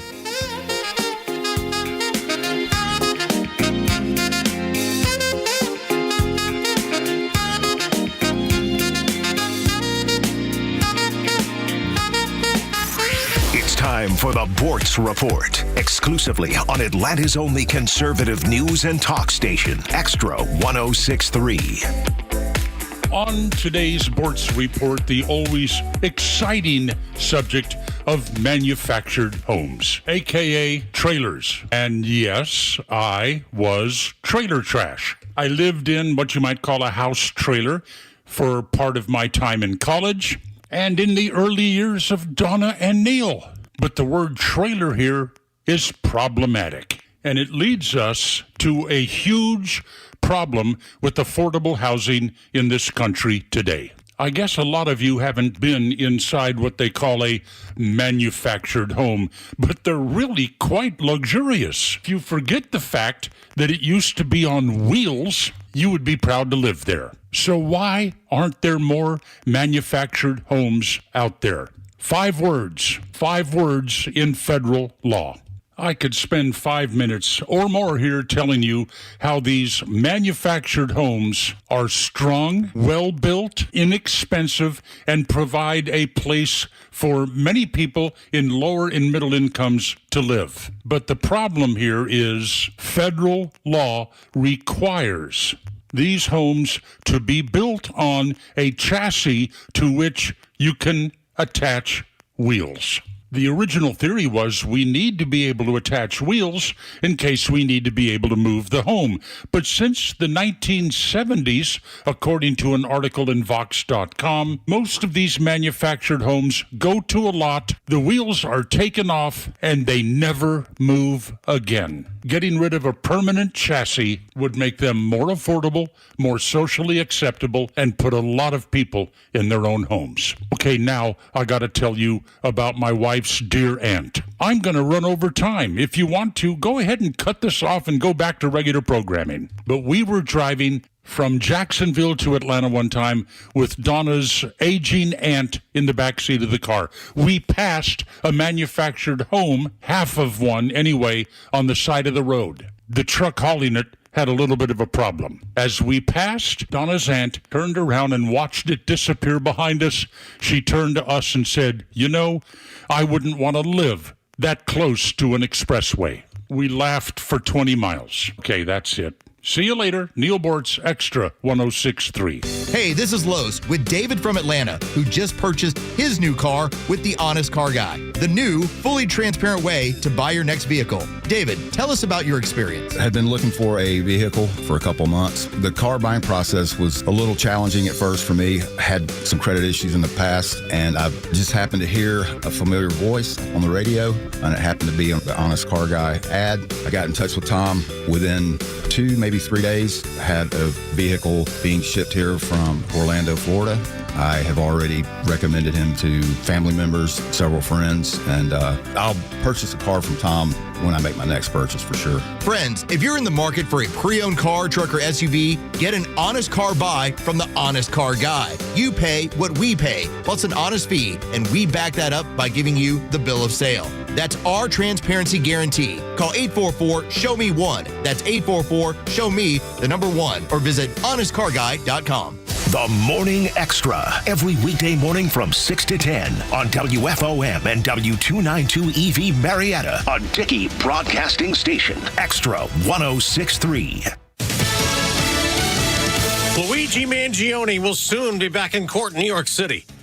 I'm Dave Anthony, Fox News. It's a federal courtroom this time where the accused killer is not charged with murder. Luigi Mangione faces 2 federal stalking charges and could change his plea of not guilty to guilty during the hastily scheduled hearing. Those charges carry a potential life sentence. He's charged in connection with the killing of Brian Thompson, the chief executive of United Healthcare, who was shot outside a Midtown Manhattan hotel in December 2024. Fox's Tanya J. Powers. A guilty plea in the federal case could upend the state murder case against Mangione, which is set to go to trial next month because of New York's double jeopardy laws that could shield him from being tried twice for the same criminal conduct. The U.S.-Iran standoff over the Strait of Hormuz continues. Drones fired at 2 more oil tankers today in the key shipping waterway, but nobody got hurt. As American forces remain on standby in case the U.S. resumes bombing Iran. There has been some concern expressed about conditions on board the USS Lincoln by family members of those on board and some lawmakers. But Secretary of War Pete Hegseth said just yesterday that everyone on board, every ship in the Gulf is getting everything they need. And CENTCOM followed that up by saying some of the reporting about conditions on the Lincoln is flat out false. Fox's Jonathan Hunt in Tel Aviv. The Lincoln's been at sea a record 260-plus days. Another ship could relieve the crew. The USS George Washington reportedly headed to the Middle East. Another Russian barrage on Ukraine has killed a mother and her 9-year-old son, as the UN says July was the deadliest month in Ukraine. 437 civilians killed since the early days of the 2022 Russian invasion. We just got this update to the economy showing we shopped less. July retail sales crossing the tape, down 0.6% month over month. We were expected a rise, so that's a surprise decrease. Fox Business Network's Lauren Simonetti. America's listening to Fox News. Wesley Financial Group is not a law firm, and Chuck McDowell definitely not an attorney. This is Chuck. If someone talked you into buying something really silly and you want to get out of that silly little thing, my advice, get the facts. Call me and I'll send you our timeshare exit kit absolutely free. Inside, you'll learn how timeshare works and all your options for cancellation. Call Wesley now for your free timeshare exit information kit. 800-809-7171. That's 800-809-7171. Born on America's darkest day, September 11th, 01, the Tunnel to Towers Foundation, they have helped American heroes ever since. Heroes like United States Navy Chief Shannon Kent. Kent was killed in a suicide bombing, leaving behind her husband, Joseph, their 2 kids. Tunnel to Towers honored her sacrifice and paid off the family mortgage, giving them security forever. Donate $11 a month. Maybe you have a car to donate, land to donate. Please go to their website, the letter T, the number 2, the letter T.org. Ladies and gentlemen, the weekend. Thank God it's Friday. Crank up the possum and turn it up loud. If you're in the car, turn it up to the speaker split. You know, the sound isn't even good, but you want it loud because that's the way it sounds the best. Who doesn't get fired up for George Jones? I got $100 smoking in my bed. Tug and Los on Extra 106.3 morning, y'all. Something wrong with you if you don't like this. That's right, dude. You have some sort of issue that you've not dealt with, maybe from your childhood. I know you suffered abuse at the hands of your older brother who beat up on you all the time, and right. It's caused a rift in your family, but yeah, I understand that's your cause as to why you don't like George Jones Finally Friday. That's right. Or, you know, maybe your daddy made you do work they didn't enjoy, and it scarred you for life. Or, you know, your mama made you cook for the rest of the family because you're the oldest. I don't know what the problem is. I don't know what would cause that level of resentment. I don't know. If I may talk about doing work. Yeah. You've been a champion of lately. Yes, I've been. I love lifting heavy stuff. It's so much fun. Have you gotten a chance to review the work of Samuel Henderson, the bird kid? The bird? Yes, he's amazing. It's unreal way he is can that. Is that the kid that we think may have a degree of autism that can imitate all the bird sounds? Yes. Yes, I've seen that young man, and it is extraordinary. Okay, well. So you know how the NFL has their schedule release every year, and it's now gotten to very creative, and it's a lot of fun. And some teams do it great, some teams don't do it well. The Atlanta Hawks won the year. The NBA decided this time around, let's have our own schedule release. Okay. And for instance, like the Spurs one, it's the Spurs Coyote and a cowboy on a ranch, and they're going through the day, and it's fine. It's fine. The Hawks one has nowhere near the production elements as what you get with some of these other ones where it might feature a celebrity, or some of them are bad. Some of them are like, here's some rookies doing something on TikTok. Yeah, it's dumb. Samuel Henderson is wearing a Hawk shirt.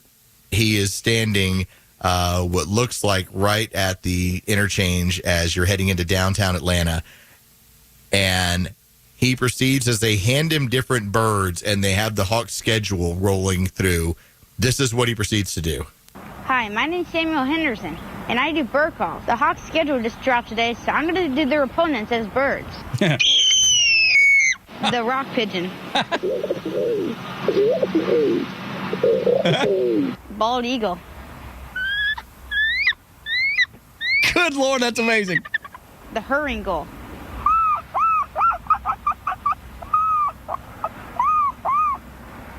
American crow. I love it, dude. I love it. I love this. Canada goose. So good. The American flamingo. Dude, I wouldn't even know where to begin on some of these. Like if they said, "Hey, make the American flamingo sound," what do you say to that? I wouldn't know. I wouldn't know where to go. I wouldn't know how to do it. I guess you have to be around them on the regular. In this case, this kid has just memorized all of these bird sounds and knows how to emulate them. And it's perfect for what they were doing. Oh, it is. Absolutely. Grand slam. Nice work, Atlanta Hawks. I appreciate it. The reason it can't be that he's been around flamingos that much. It has to be because the kid's from Oklahoma. Kid has to go on YouTube and just watch these videos about how particular birds, and I don't know what, triggered him to do that, but I will tell you, this is very embarrassing. I will tell you. Oh, this would be the embarrassing part of the day. Yeah. You and I have been all over the place. This is the moment, though. This is the moment that that little bitty Tug Cowart, about 8 years old, maybe. Oh, what grade are you in when you're 8 years old? Is that 5th grade? Maybe 3rd grade. Third grade. Okay, good. 3rd grade. I was standing out and waiting on the school bus, and we would have those crows. When he made that crow sound, I recognized it. I did too. Because when I was about 8 years old, I thought I could talk to the crows. I would emulate the. I'm not kidding, Los. I would try to emulate the crow sound, and they would holler, and I'd holler, and I had convinced myself that we were having some sort of discussion, and I went in the next day and told my mom and daddy. I said, I can talk to the crows. This is I don't know how I have this skill, but I'm able to talk to the crows. And my mama said, son, you cannot talk to the crows. That's the silliest damn thing I've ever heard in my whole life. And I was like, no. And I tried to do the sound, and she's like, you're not talking to the crows. You're trying to emulate the crows, which is fine. You can't go down the path of thinking you're talking to the crows. Damn, I'm not that dumb.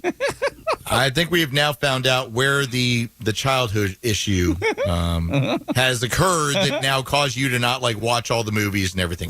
Maybe that's it. I don't know what it was. Mama told you can't talk to the crows, That's and right. that did it. I remember being heartbroken. I'm not kidding, Los. I was heartbroken that she told me that I wasn't able to talk to the crows, and I continued for probably the rest of the school year, and then finally dropped it. I guess I figured it out that she was probably right again, and then let it all go. I remember this like it was yesterday, and as soon as he made that sound, I was like, oh my God, that was me when I was in third grade. I can't stand your son. He's standing there waiting on bus 73 with Miss Wright driving, taking me over to Eastside Elementary School. It's you and Samuel Henderson. Me and Sammy would have been tight as a tick. Have you seen the original video? Yeah. When he's in front of the school. It's so or in front of the so class. good. Yeah, so it's genius. It's brilliant. But that one didn't stand out to me as much as just then when he was like, this is the American crow, whatever he did. And it sounded just like the way I used to sound when I would stand there on Bobby Drive, trying to talk to the crows, waiting on the bus. So there you go. If you're looking for maybe some of my issue, like Los has said, he's narrowed it down. Now he knows. Now we all know. That's it. That's it. I used to do the same thing. And try to convince Mama that they were hollering back at me. You just imagine Tug at recess, just off in the corner. You just at lunchtime at recess, just no. That's the thing, Bryce. I never did it except when I was standing at the school bus stop in front of the house because we had these big pine trees and those crows would sit up there and holler at one another, and I thought I could holler to them too. It didn't work, or at least Mama told me it didn't work. No, Mama was sitting there trying to crush hopes and dreams. Yeah, she crushed out her cigarette and my dreams. She put it out. Tug, you can't talk to no crows. And if you continue, I'm going to put this out on your forehead. Fun to do bad things. That's right. I swear that's true. I'm not kidding you. That I've never told that story. Mama went and called her friends. You took it right around the neighborhood. Seriously. She was like, like my Aunt Ellen. Ellen, you won't believe what Jerry told me this morning. He told me he could talk to the crows. I think I need to get him some help. We might have to get him tested, Mary Ellen. That's right. I can't believe he thinks he can talk to birds. Right. He won't wash his feet before he goes to bed, but he thinks he can talk to the birds. Listen, he's a sweet boy either way, and I'm not saying I'm going to institutionalize him, but I'm just saying he thinks he can talk to birds. Yeah. He needs some help.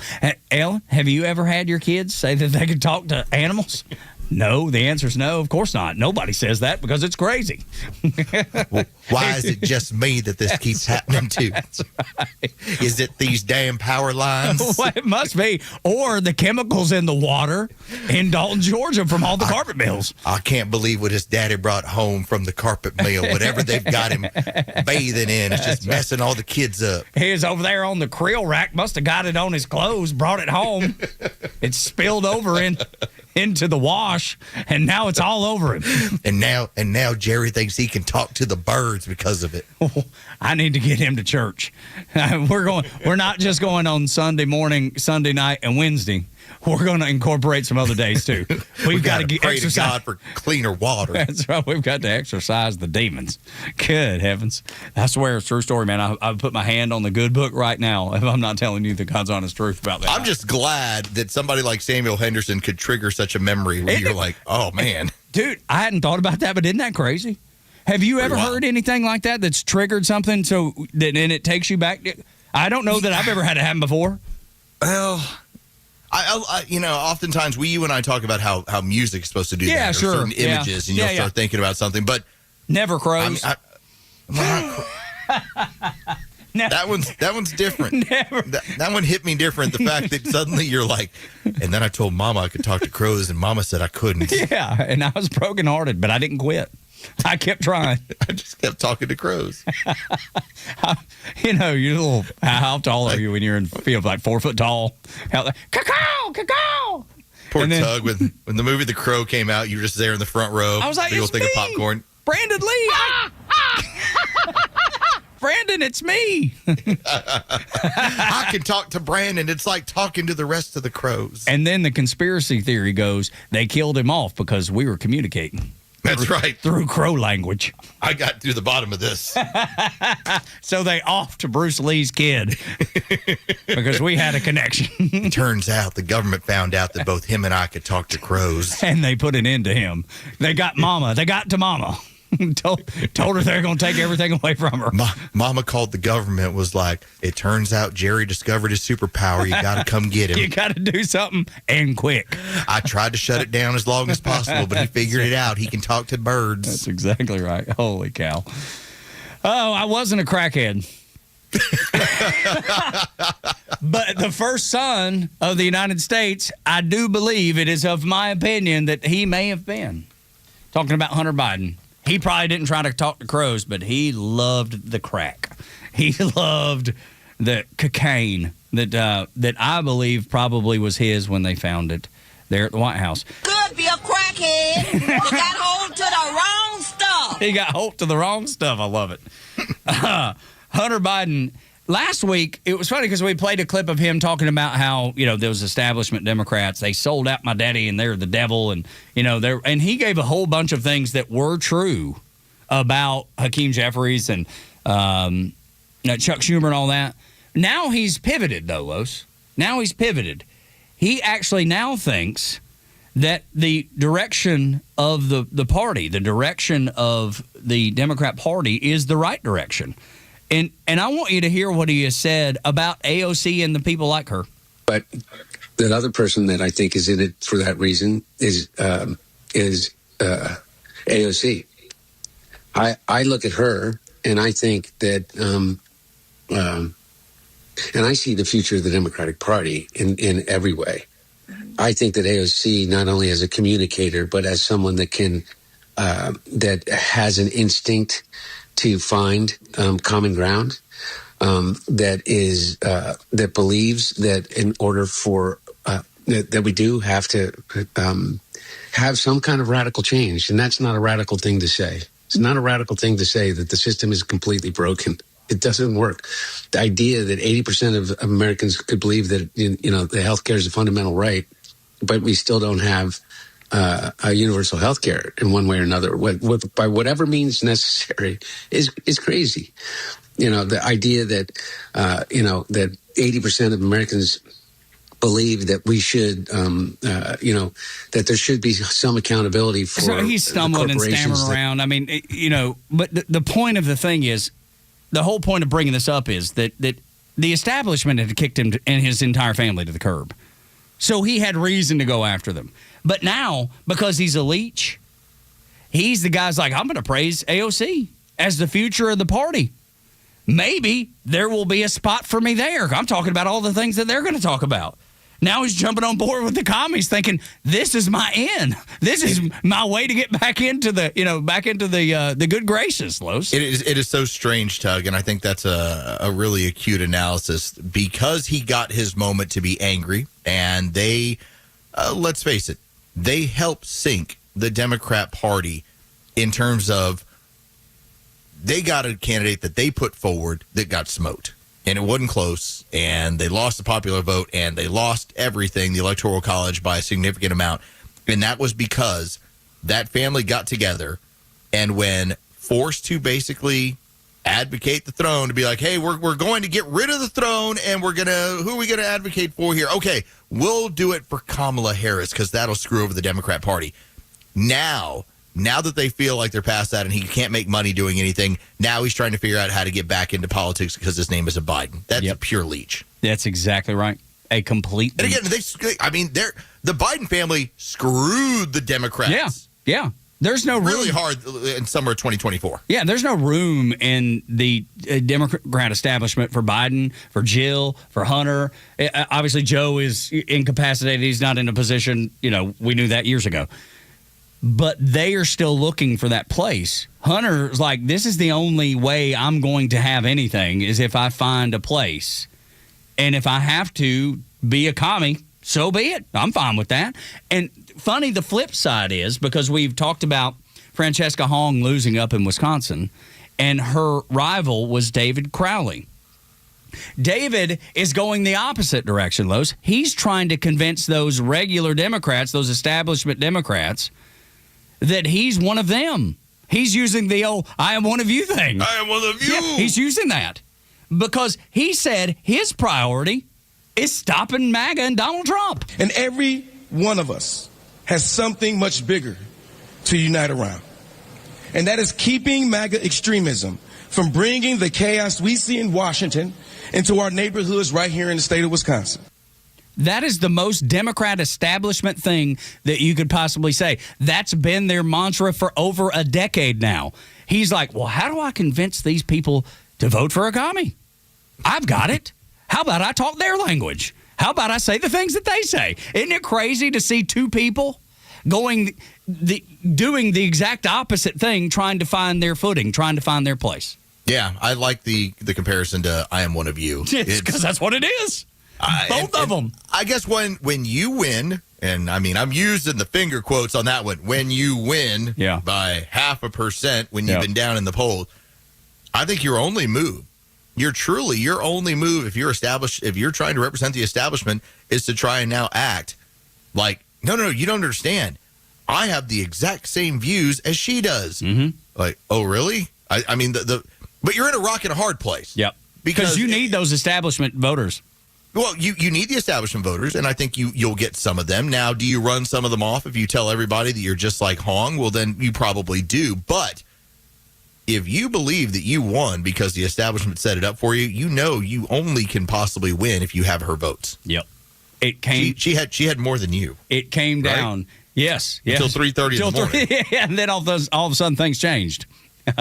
Once they figured out, oh, Lord, we got to figure this out. And, they've been planning that, I'm sure, for weeks, knowing that they're going to have to do it, knowing that they had to get away from her, knowing that regular people weren't going to vote for somebody that said, I don't like Thanksgiving, and I've got a son with a white man, and I'm fearful of my child because he's half white or whatever that weird thing she said was.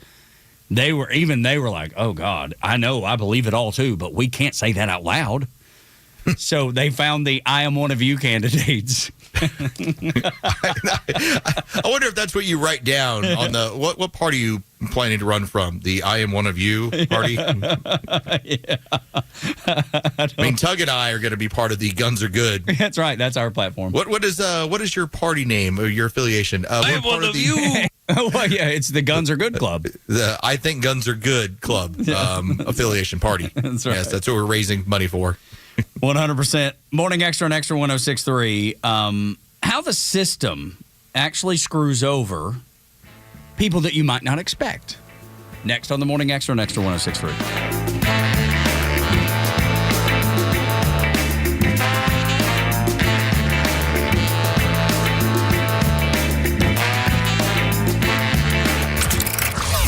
Stream Atlanta's only conservative news and talk station while you work at extra1063.com. Get the latest from the Morning Xtra, The Kimmer Show, and Neil Boortz, and stay connected at the office. That's xtra1063.com.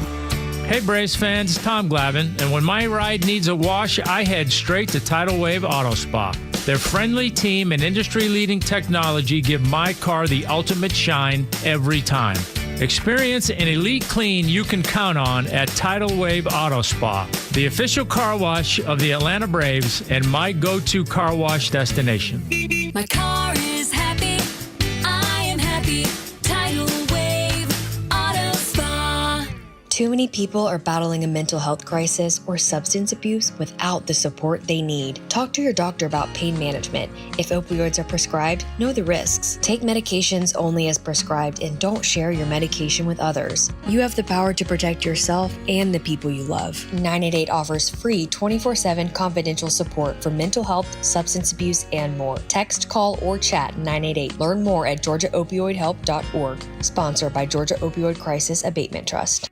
Hey, I'm Tom. And I'm Jerry. And we are Tom and Jerry's Roofing. Yes, that's our real names. And together, we have 70 years in the roofing industry. But taking care of you and your home is our priority and our passion. But our other passion is taking care of veterans, and that's why every roof we do gives back to the vets. That's right, Tom. First, we take care of your roof, and then we take care of the brave men and women who protect us. So if you have roofing issues, from repairs to replacement, call Tom and Jerry's Roofing and help us give back to America's heroes. Find us at tomandjerrysroofing.com. That's tomandjerrysroofing.com. For the purpose of this commercial, we'll refer to erectile dysfunction as Ed. This is the story of Ed. No one likes Ed. Ed can be a real problem, a real downer. Ed can come between you and your partner. And if you let Ed go unchecked, Ed'll continue to destroy your hanky-panky plans. Ed has taken over your life. On date night, all you can think about is Ed. When you roll over in bed for the morning smooch, there's Ed. And when you're cooking a romantic dinner for your wife, there's Ed in an apron. So how do you get rid of Ed? Kick him to the curb with Total Body Therapy of Georgia. They're Ed experts. They understand what causes Ed to be Ed, and they know how to get Ed going in the right direction.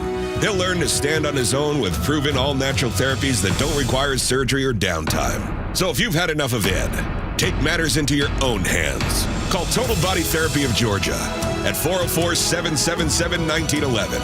Learn more online at tbtofga.com. The stories that matter to you. These are your Georgia headlines. It's Friday, August 14th, and here are your headlines. The White House says foreign companies may be routing goods through other countries to avoid U.S. tariffs. A new report identifies more than 40 countries as high risk for this kind of transshipment, including China, Mexico, Panama, and several other countries in Latin America. The administration estimates tariff evasion could be costing the United States Treasury up to $26 billion a year. Georgia is putting together a bipartisan team to help prepare for November's election. Secretary of State Brad Raffensperger's Election Integrity Task Force includes former Democratic Governor Roy Barnes, former Republican Senator Saxby Chambliss, and former Atlanta Mayor Shirley Franklin. The group will advise the state and work to boost voter confidence ahead of the midterms. And finally, Flock Safety is changing how its license plate reader system handles data following several misuse cases.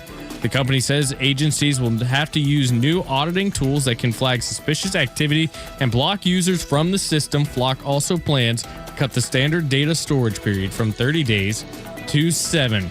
Again, an update on that Jackson County school situation from earlier. Classes have been canceled for Friday after an overnight bomb threat targeted schools' campuses. It's still being investigated by state and local police after what was a computer-generated threat was sent into the school. Sunshine and clouds will get you throughout the day and into the evening, where it's scheduled to be a beautiful night for baseball with a high of 94 and a low of 75. Your Extra 106.3 headlines, I'm Bryce Gobert. Tug and Los until 10 on Extra 106.3. Download the app. You can listen live and on demand. Go to the YouTube channel. Hang out with the extras. Country call out to y'all. You can watch the show there. Go back and watch it. Anything that you've missed, it's always there and available for you. We appreciate you being here. App, important, 106.3 FM, 1230 AM. However you listen, welcome. Thank God it's Friday. This is an interesting take. This is an interesting conversation because I don't think anybody believes that insurance companies get the raw end or a bad end of anything. I think most people think the insurance companies are always in the driver's seat, and it might not be that way. Let me start with this, Tug. Having dealt with insurance companies for years and years and years and all sorts of stuff, I find most insurance companies to just be mostly awful to work with. Yeah. When you get one that's not, you're like incredibly thankful. I'll give you an example. I had a situation when I was in Florida. It was the first beach place we owned. The address was like 5092 Highway 98 B12. And so that was the address. And I had an insurance company that after we'd been hit by a hurricane said, well, we can't pay you. I was like, well, why is that? And it's like, well, you're in an attached home. I was like, no, I'm not. It's a standalone. They're like, well, you're unit B12. That's part of the community. They actually were trying to do that to keep us from paying. Okay? Like, Yep. That's the sort of craziness you do. Yeah, I think a lot of people run into some all of that sorts stuff. of stuff. Yeah, like yeah, that, you right? run into all kinds of crap. Yep. What I want to also point out is how the entire medical industry is essentially hosing each other. And eventually the crap runs downhill. That's the reason why we catch it. And if you have pretty quality insurance, you still know that it's pretty nuts. You're basically paying a monthly subscription in order to get to a deductible so that then you don't pay. Yep.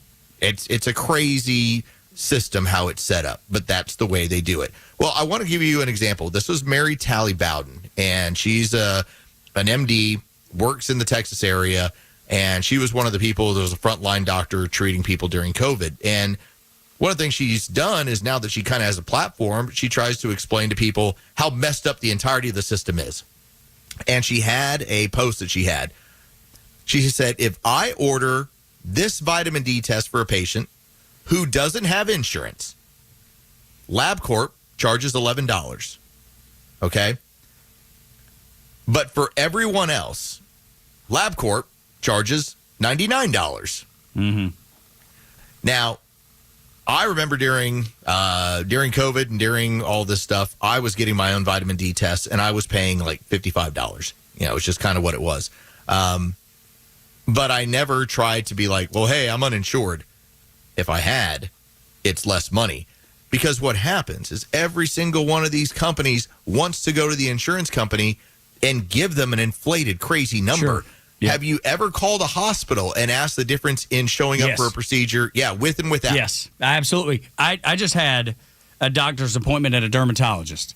Had this just place on my shoulder after I got sunburned, and it was just the tiniest bit raised. And I was like, let me just go have it. Got there. The first question I ask is, what is the difference in charge with insurance, without insurance? And they broke it down for me. Yeah. And in this instance, insurance was cheaper, so I that's the route I went. And thankfully, luckily, the little spot was nothing, and it was good. But that was the first question I asked when I went in. When I was signing in, that was the question I asked. And I believe, Tug, that makes you one of the exceptions. Because I don't believe that in the last 25 years of basically being an adult and having insurance, I don't think I've ever asked that question until the last 3 years. That's right. You're exactly right. But I think more people are catching on because they knew immediately. They're like, give me 2 minutes. And sure enough, they pulled it up. So it tells me that more people are asking. I'd went to, this is probably a year ago, at least a year ago now, and I had to go do a test, some kind of something, and it was at, what's the hospital? Is it Northside Forsyth? Right up near you? Northside Forsyth is, right off of exit 14. So I had to go there, and I asked the same question at the end in the beginning when you do the billing. She said, I'll have you an answer by the time you get done with the test that you're doing. And when she sat down, she was able to lay both sheets, both pieces of paper, both printouts out beside one another so I could look at it. And she said, it looks to me, the way this is going, it'll probably be going with insurance, but only by about $3. So what do you want to do? Well, I wanted to make sure that, my deductibles hit in case I need it. I was like, we'll go ahead and I'll take the $3 option. Exactly. I'll pay more. I'll pay the $3 extra. And she was like, we'll know for sure at the end. I won't even make you choose now. You can just pay at the end. She was so polite and so kind to let me to do the research to make sure that I knew. And she said, you won't believe how many. I asked her. I was like, are people asking this? She's like, more and more. You won't believe how many people are asking this question. That's why I knew where to go to get it done and have it done so quickly. Yeah, and there's also a different number here as well. There's also, again, what it costs you, which is going to be a factor, what it's going to cost you with or without insurance. Then also with insurance, what is that hospital, what is that medical facility, what are they going to bill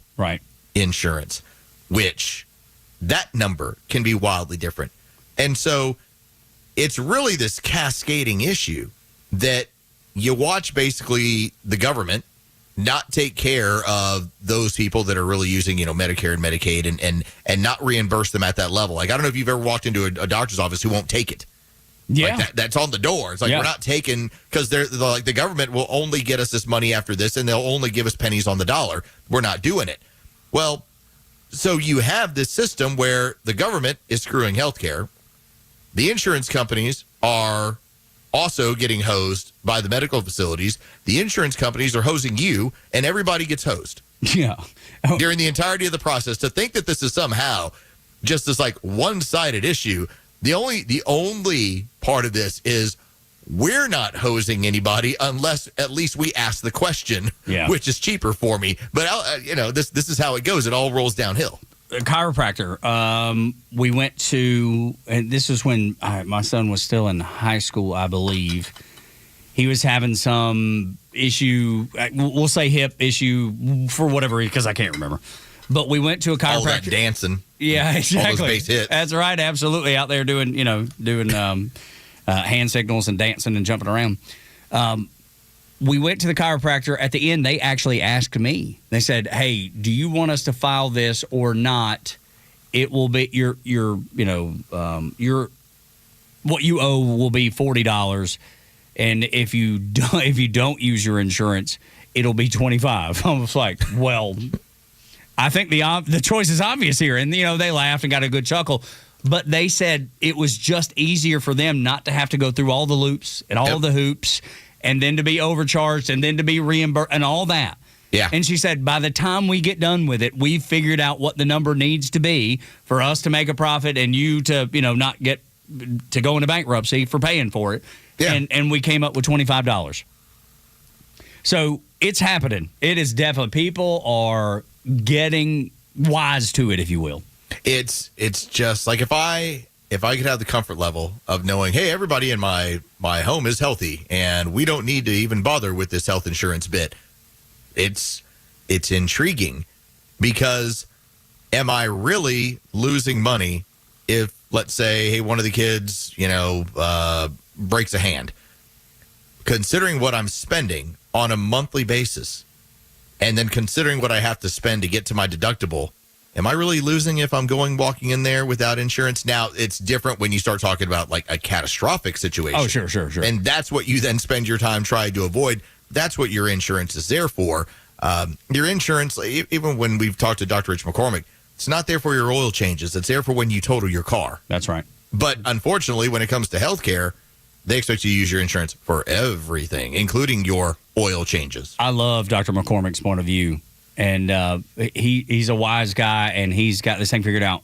I would love to have him on the process or in the mindset of helping the administration figure out how to go back, how to get rid of Obamacare, which is a disaster. It was intended to be a disaster, and go back to what we had prior to that, or whatever the system that he thinks, because I know he's a smart man, he thinks would work. I would love to maybe even or at least improve things, or at least move them in a direction. Yeah. I don't know that you can improve them with Obamacare's tentacles. Do you think you can? No, I think the issue that you're going to run into is that, like, our old system was cheaper and was more effective, but it was so for healthier people. Mm-hmm.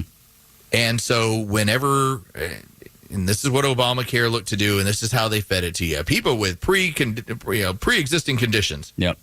Well, they would be denied health care. They would be denied health insurance. Mm-hmm. And because, why am I going to give somebody something that I know they're going to cost us a significant amount of money? Right. Well, now, because we do offer that, and the rules and the laws have changed, now it's significantly more expensive across the board. But as a society, we're also more unhealthy. Yep. So, yep. It's a cycle, man. Yeah, it seems to be never ending. Patricia's on the phone at 404-741-1230. She said most people don't ask this same question that we're talking about for prescriptions. Patricia, good morning. Good morning. Yeah, first of all, if if you have a prescription, take it to 2 or 3 pharmacies, and you'll see a huge difference in the price for the same medication. But secondly, if you ask, what's the price with my insurance, and for example, I had an antibiotic that I needed. It was $38 with my insurance, and it was $14 without the insurance. Exactly. See, that's a great thing to ask, because I don't know as many, and I've given you 3 examples over the last year and a half of times that I've asked with insurance, and then to her point, I don't think I've ever asked with prescriptions. It's never even dawned on me. Never even came to me to ask. That is, I've heard of people go at least shopping the different pharmacies. I had not heard about the other, which it makes sense. Yeah, it totally does. I mean, she said antibiotic, $38 with insurance, $14 without it. I mean, right now we have coupon ads that we have that go on where you can download an app and they do the whole you can shop and you can get the prescription for less. In my opinion, all it is it's a coupon advertisement, and they just give you the price without insurance. Ah, got it. That's what I guess it is. Yeah. I'm not sure. Yeah, I mean, if anybody knows, 404-741-1230, I would love to know the answer to. Because is it worth your time? I think that's the other thing. You know, if it's $38 to $14, probably worth your time. But if it's $5 to $3, probably not. You know, and I guess it depends on the medicine. It depends. You know, there's probably a lot of factors in there. I hope when you need heart medication, you're going after the $3 one, Tug. Yeah, me too. Yes, of course. That's right. Definitely they got a $30 one, but I get the $3 one. It works just as good. I looked it up on YouTube. They told me. I found a social media expert. Sometimes I wake up in the middle of the night and it feels like my heart's pounding out of my chest. That's how I know it's working. And my right arm is numb. Why is my face drooping? Exactly. I stood up and I felt like I had the gout, but my heart's doing good, you know, because it's always a trade-off when you take medicine anyway, right? Yeah. It's like if you're taking, I don't know, something as simple as ibuprofen, right? It helps the headache, but it, puts lesions on your liver or something. Well, I'm really happy that Patricia called with that. That is that's great. Because there's no medication that I'm on.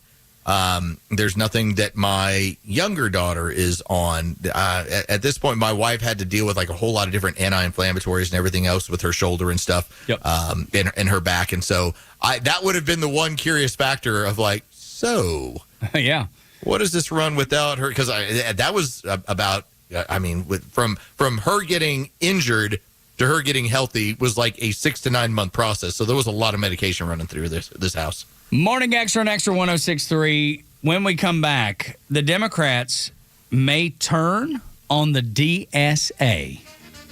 Next on the Morning Extra.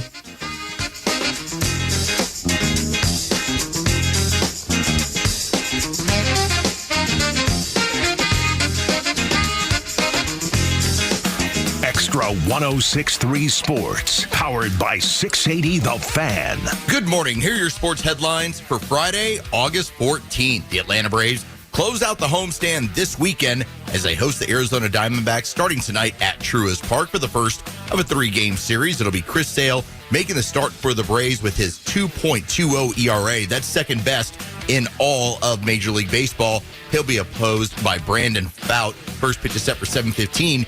You can hear all the game action on our sister station, 680 The Fan, and for free on the Fan app. From the NFL, 3 more preseason games on the schedule for tonight. That does include the Atlanta Falcons. They will host the Denver Broncos at Mercedes-Benz Stadium tonight. That kickoff is set for 7 o'clock. Denver is a 3.5-point favorite in the game if you are a true degenerate gambler. With your sports headlines, I'm Carlos Medina.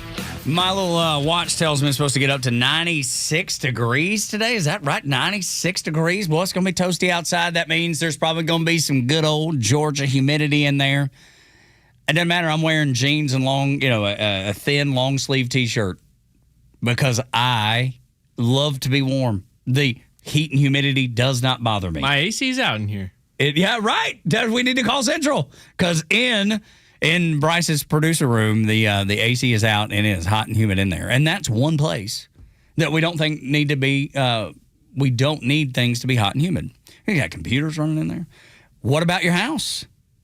What if your house is hot and humid? Is that going to damage something electronically in your house? I don't know the answer, but I know who does. Chuck and his team, Central Heating and Air Conditioning. They can get the excess moisture throughout your home out, get rid of the musty odors in the basement, make sure that your family is comfortable, and create a healthier indoor environment. $1,700 in carrier rebates for qualified homeowners, up to 60 months, 0% financing, as well with approved credit. How do you get it? You call Chuck and his team at 770-GET-HEAT or go to centralheat.com. Turn to your Atlanta Carrier experts at Central Heating and Air Conditioning. They deliver carrier comfort for the world we share. Hey, this is Los with Terry from Alpharetta, who just purchased a new car with the Honest Car Guy, the new, fully transparent, honest way to buy your next vehicle. Terry, tell us about your experience. I have a son serving in the military. He's active duty with limited time to look for a car. My son was looking for a used Hyundai Veloster, and I had heard about the Honest Car Guy on the radio, decided that might be a route to go, and we made a phone call over the weekend. He screen shared the information with us. We looked over the vehicle, and he took the reins from there, and they were able to walk us through the process of buying the car. We're very clear and transparent, and next thing we knew, we had a car in the driveway. Friends, if you're in the market for a pre-owned car, truck, or SUV, get an honest car buy from the Honest Car Guy. You pay what we pay, plus an honest fee, and we back that up by giving you the bill of sale. That's our transparency guarantee. Call 844-SHOW-ME-1. That's 844-SHOW-ME, the number 1, or visit honestcarguy.com.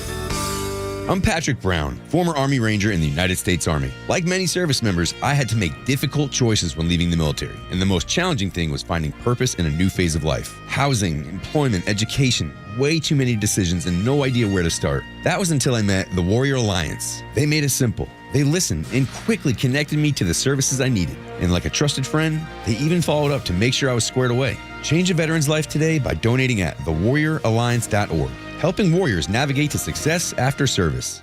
Stovall & Company is a locally owned and operated family business that has been around for 75 years, offering quality wholesale landscape supplies to North Georgia. We just opened our 11th location in Canton, Georgia at 9500 Union Hill. Stovall provides contractors with personalized expert service from special requests to direct job site delivery for hassle-free jobs and quality relationships at competitive prices. From plants to irrigation to hardscapes, Stovall truly has it all. Check us out at StovallInc.com. Hey, Atlanta, let me ask you something. How long have you been meaning to build that deck? Last summer? The summer before that? Maybe the one before that? Yeah, I thought so. Nelson Exteriors will build you the deck you've been dreaming about.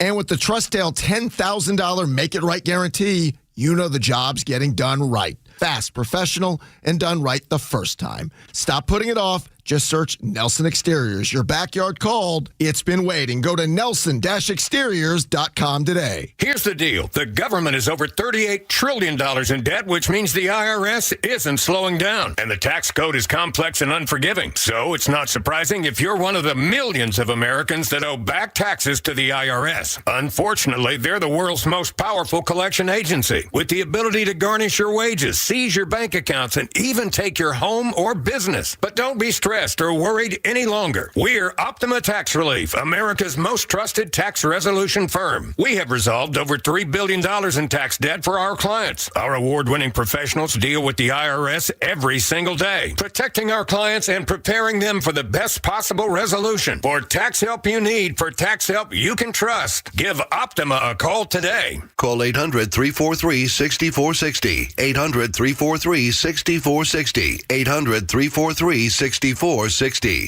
Optima Tax Relief. Some restrictions apply. For complete details, please visit OptimaTaxRelief.com. Join Daniel Madelon, CEO of A Second Chance Bail Bonds, and co-host Tug Cowart as they bring together law enforcement, justice insiders, and voices from every part of the justice system, victims, advocates, and people who've turned their lives around. It's not PR, it's not fluff. It's an honest talk about what's working, what's broken, and how to build a better path forward, one second chance at a time. This week's guest is Charles Shaw, president of the Georgia Association of Professional Bondsmen and founder of AA Professional Bail Bonding. Justice Unfiltered. Unfiltered, informed, and unbiased. So you got into an argument. Things got heated. Then a fight broke out, and it landed you in jail. Now what? You need A Second Chance Bail Bonds. They can get you or your loved one out of jail quickly, in most cases, in a few hours. So make the right call. A Second Chance Bail Bonds. It's better to know us and not need us than need us and not know us. Call 404-BAIL-OUT. That's 404-BAIL-OUT or online at atlbail.com. Hey, it's a Kimmer. You don't really need a different house. How about you maybe just a better version of the one you already have? That's why I trust my friend Jeff Shea at Peach State Windows. Right now, get 8 premium double-hung vinyl replacement windows installed for just $3,995. 8 windows installed for under $4,000. Plus a lifetime warranty and 0% financing for 12 months. PeachStateWindows.com. PeachStateWindows.com. Peach State Windows. It's modern performance for the home you already love. Hey, it's Drake Baldwin. Everyone knows my winning team on the field, but when there's no hot water, I need a win at my home base. When it comes to plumbing, my winning team is Superior.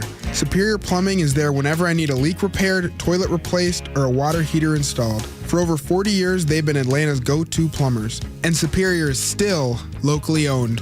For Superior, there's no job too small. For Superior, the honest one, call 770-422-PLUM. Paul has a message for everyone. To everybody I offended this year, work on yourself so I don't have to do it again next year. The Kimmer Show every afternoon from 3 to 6 p.m. on Extra 106.3 and the Extra app. Tug and Los. On Extra 106.3, we are indeed. We got Love Some Lover Boy, and every time I hear this song, I can't help but think of our dear friend down the hall, Nick Cellini, and his FM radio DJ shtick that he does when he sings this song. Los, I know you've heard it 1,000 times, right? Yeah, he basically does his cocaine-fueled FM DJ bit. Yeah, absolutely. He's like, and he always hits the post. That's right. It's so good, man. It's so funny, and it's such a perfect song to do it to. It just seems like it just lends itself to that conversation. One of the ones I like the very most when he talks about wrestling that bear, and that bear is cocaine. It's so crazy.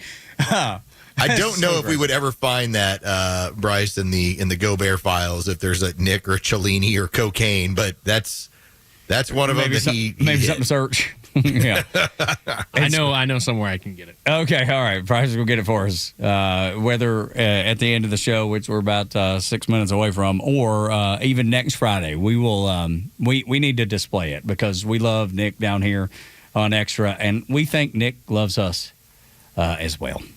That's what I hear anyway. I certainly hope so. That's what I hear anyway. They do it at 1, right? Or is it 1? Yeah, or I noon? just sent you.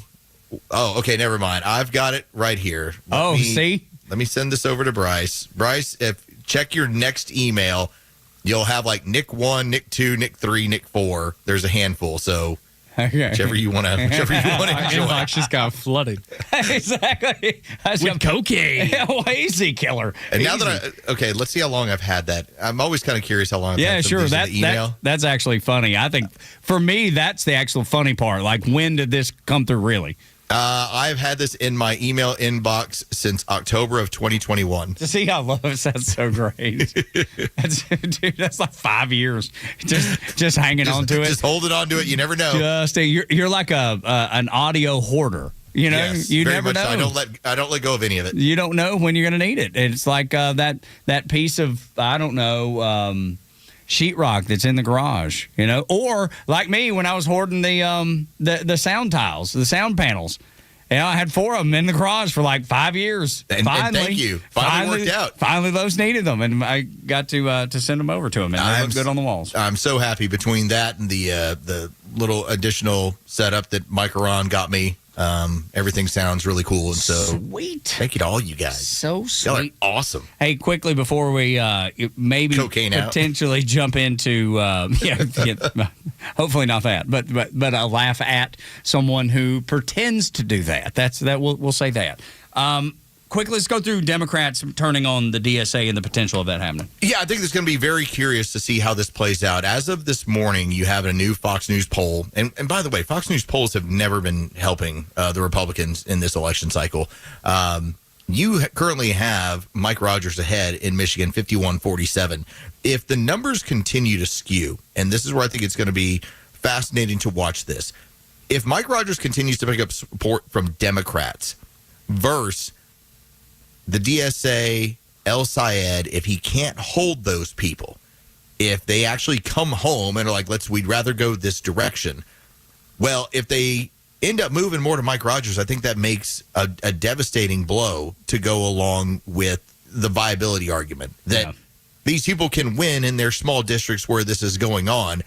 They're not going to be able to win anything statewide, nationwide, larger than that. I think that's what it speaks to. I think that's probably what's going to happen in the near term.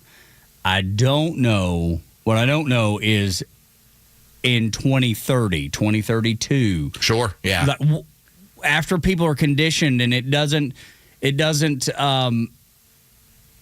shock them to hear socialist communist, because right now I still think it's shocking for people to hear it. Yeah, we've been saying it a long time. I don't know that everybody feels the same way we do or has that level of comfort with it. I mean, let's just do the math on this thing. You're talking about what happened 6 years down the road. Yep. And every time we get another 6 years down the road, we're now getting into another generation.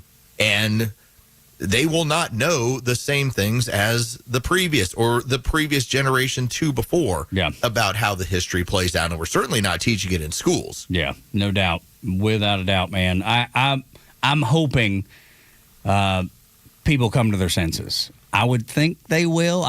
Maybe I put too much value in people's common sense, but I just, you've never seen any of this crap work.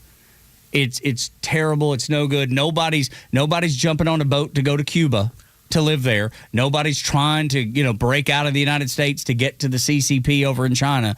Nobody's a mad rush to go live in Russia. It's great for securing power. It's never helped improve the lives of a country as a whole. Yeah, there we go.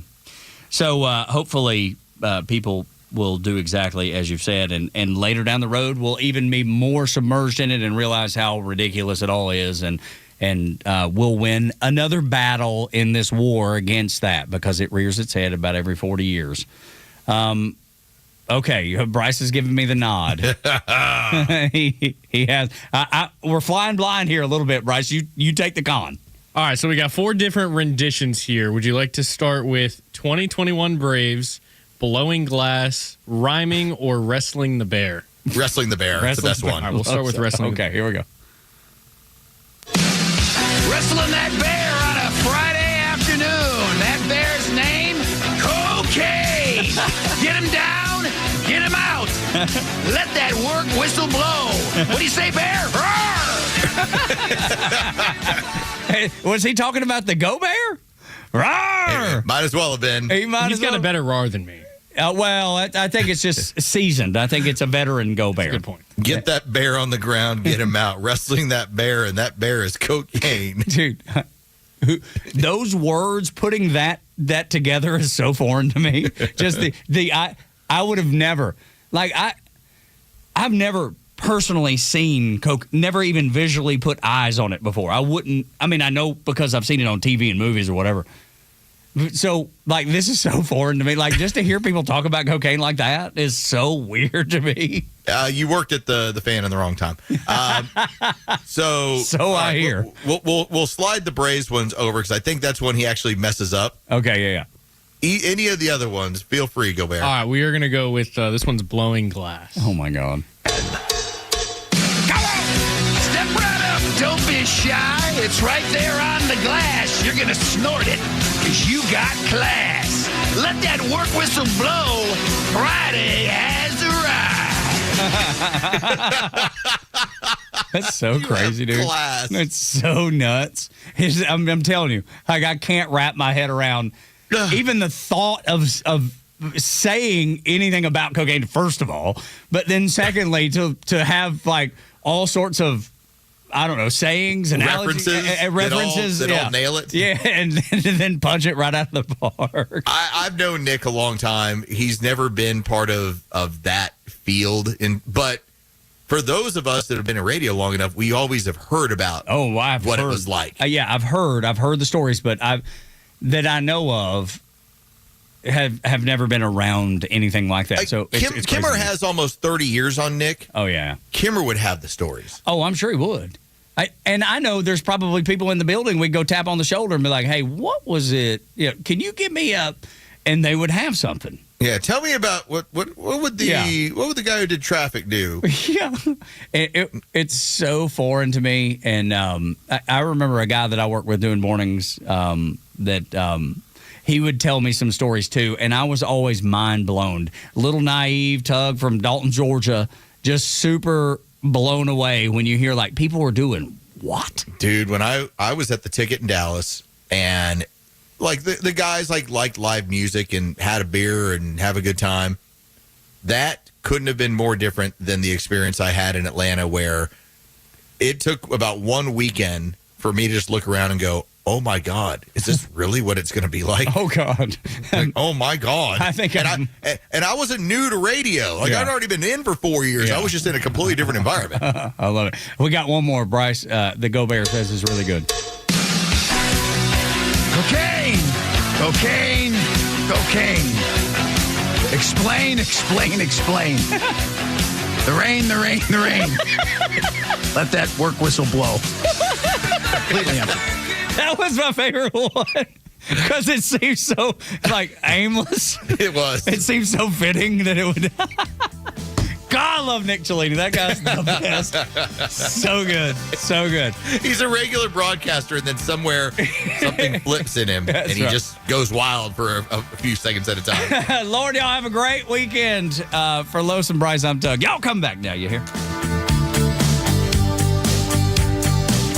Fighting the communists with truth every day on the only conservative news and talk station in Atlanta. Xtra 106.3 FM and the Xtra app. Toyota's national sales event is happening now through August 31st at Marietta Toyota. Thinking about going electric? Well, the 2026 Toyota BZ gives you an all-electric Toyota with no gas stops, a quiet commute, the confidence of buying from a dealership you know. For drivers who want to spend less time at the pump and more time enjoying the drive, BZ is a smart way to try all-electric without leaving Toyota behind. Every new Toyota includes a nationwide lifetime powertrain warranty. That's unlimited time and unlimited mileage as long as you own it. We've been voted Best of Cop for 2026, Best New Car Dealership, Best Service Center. For well-qualified buyers, special financing is available on the new 2026 Toyota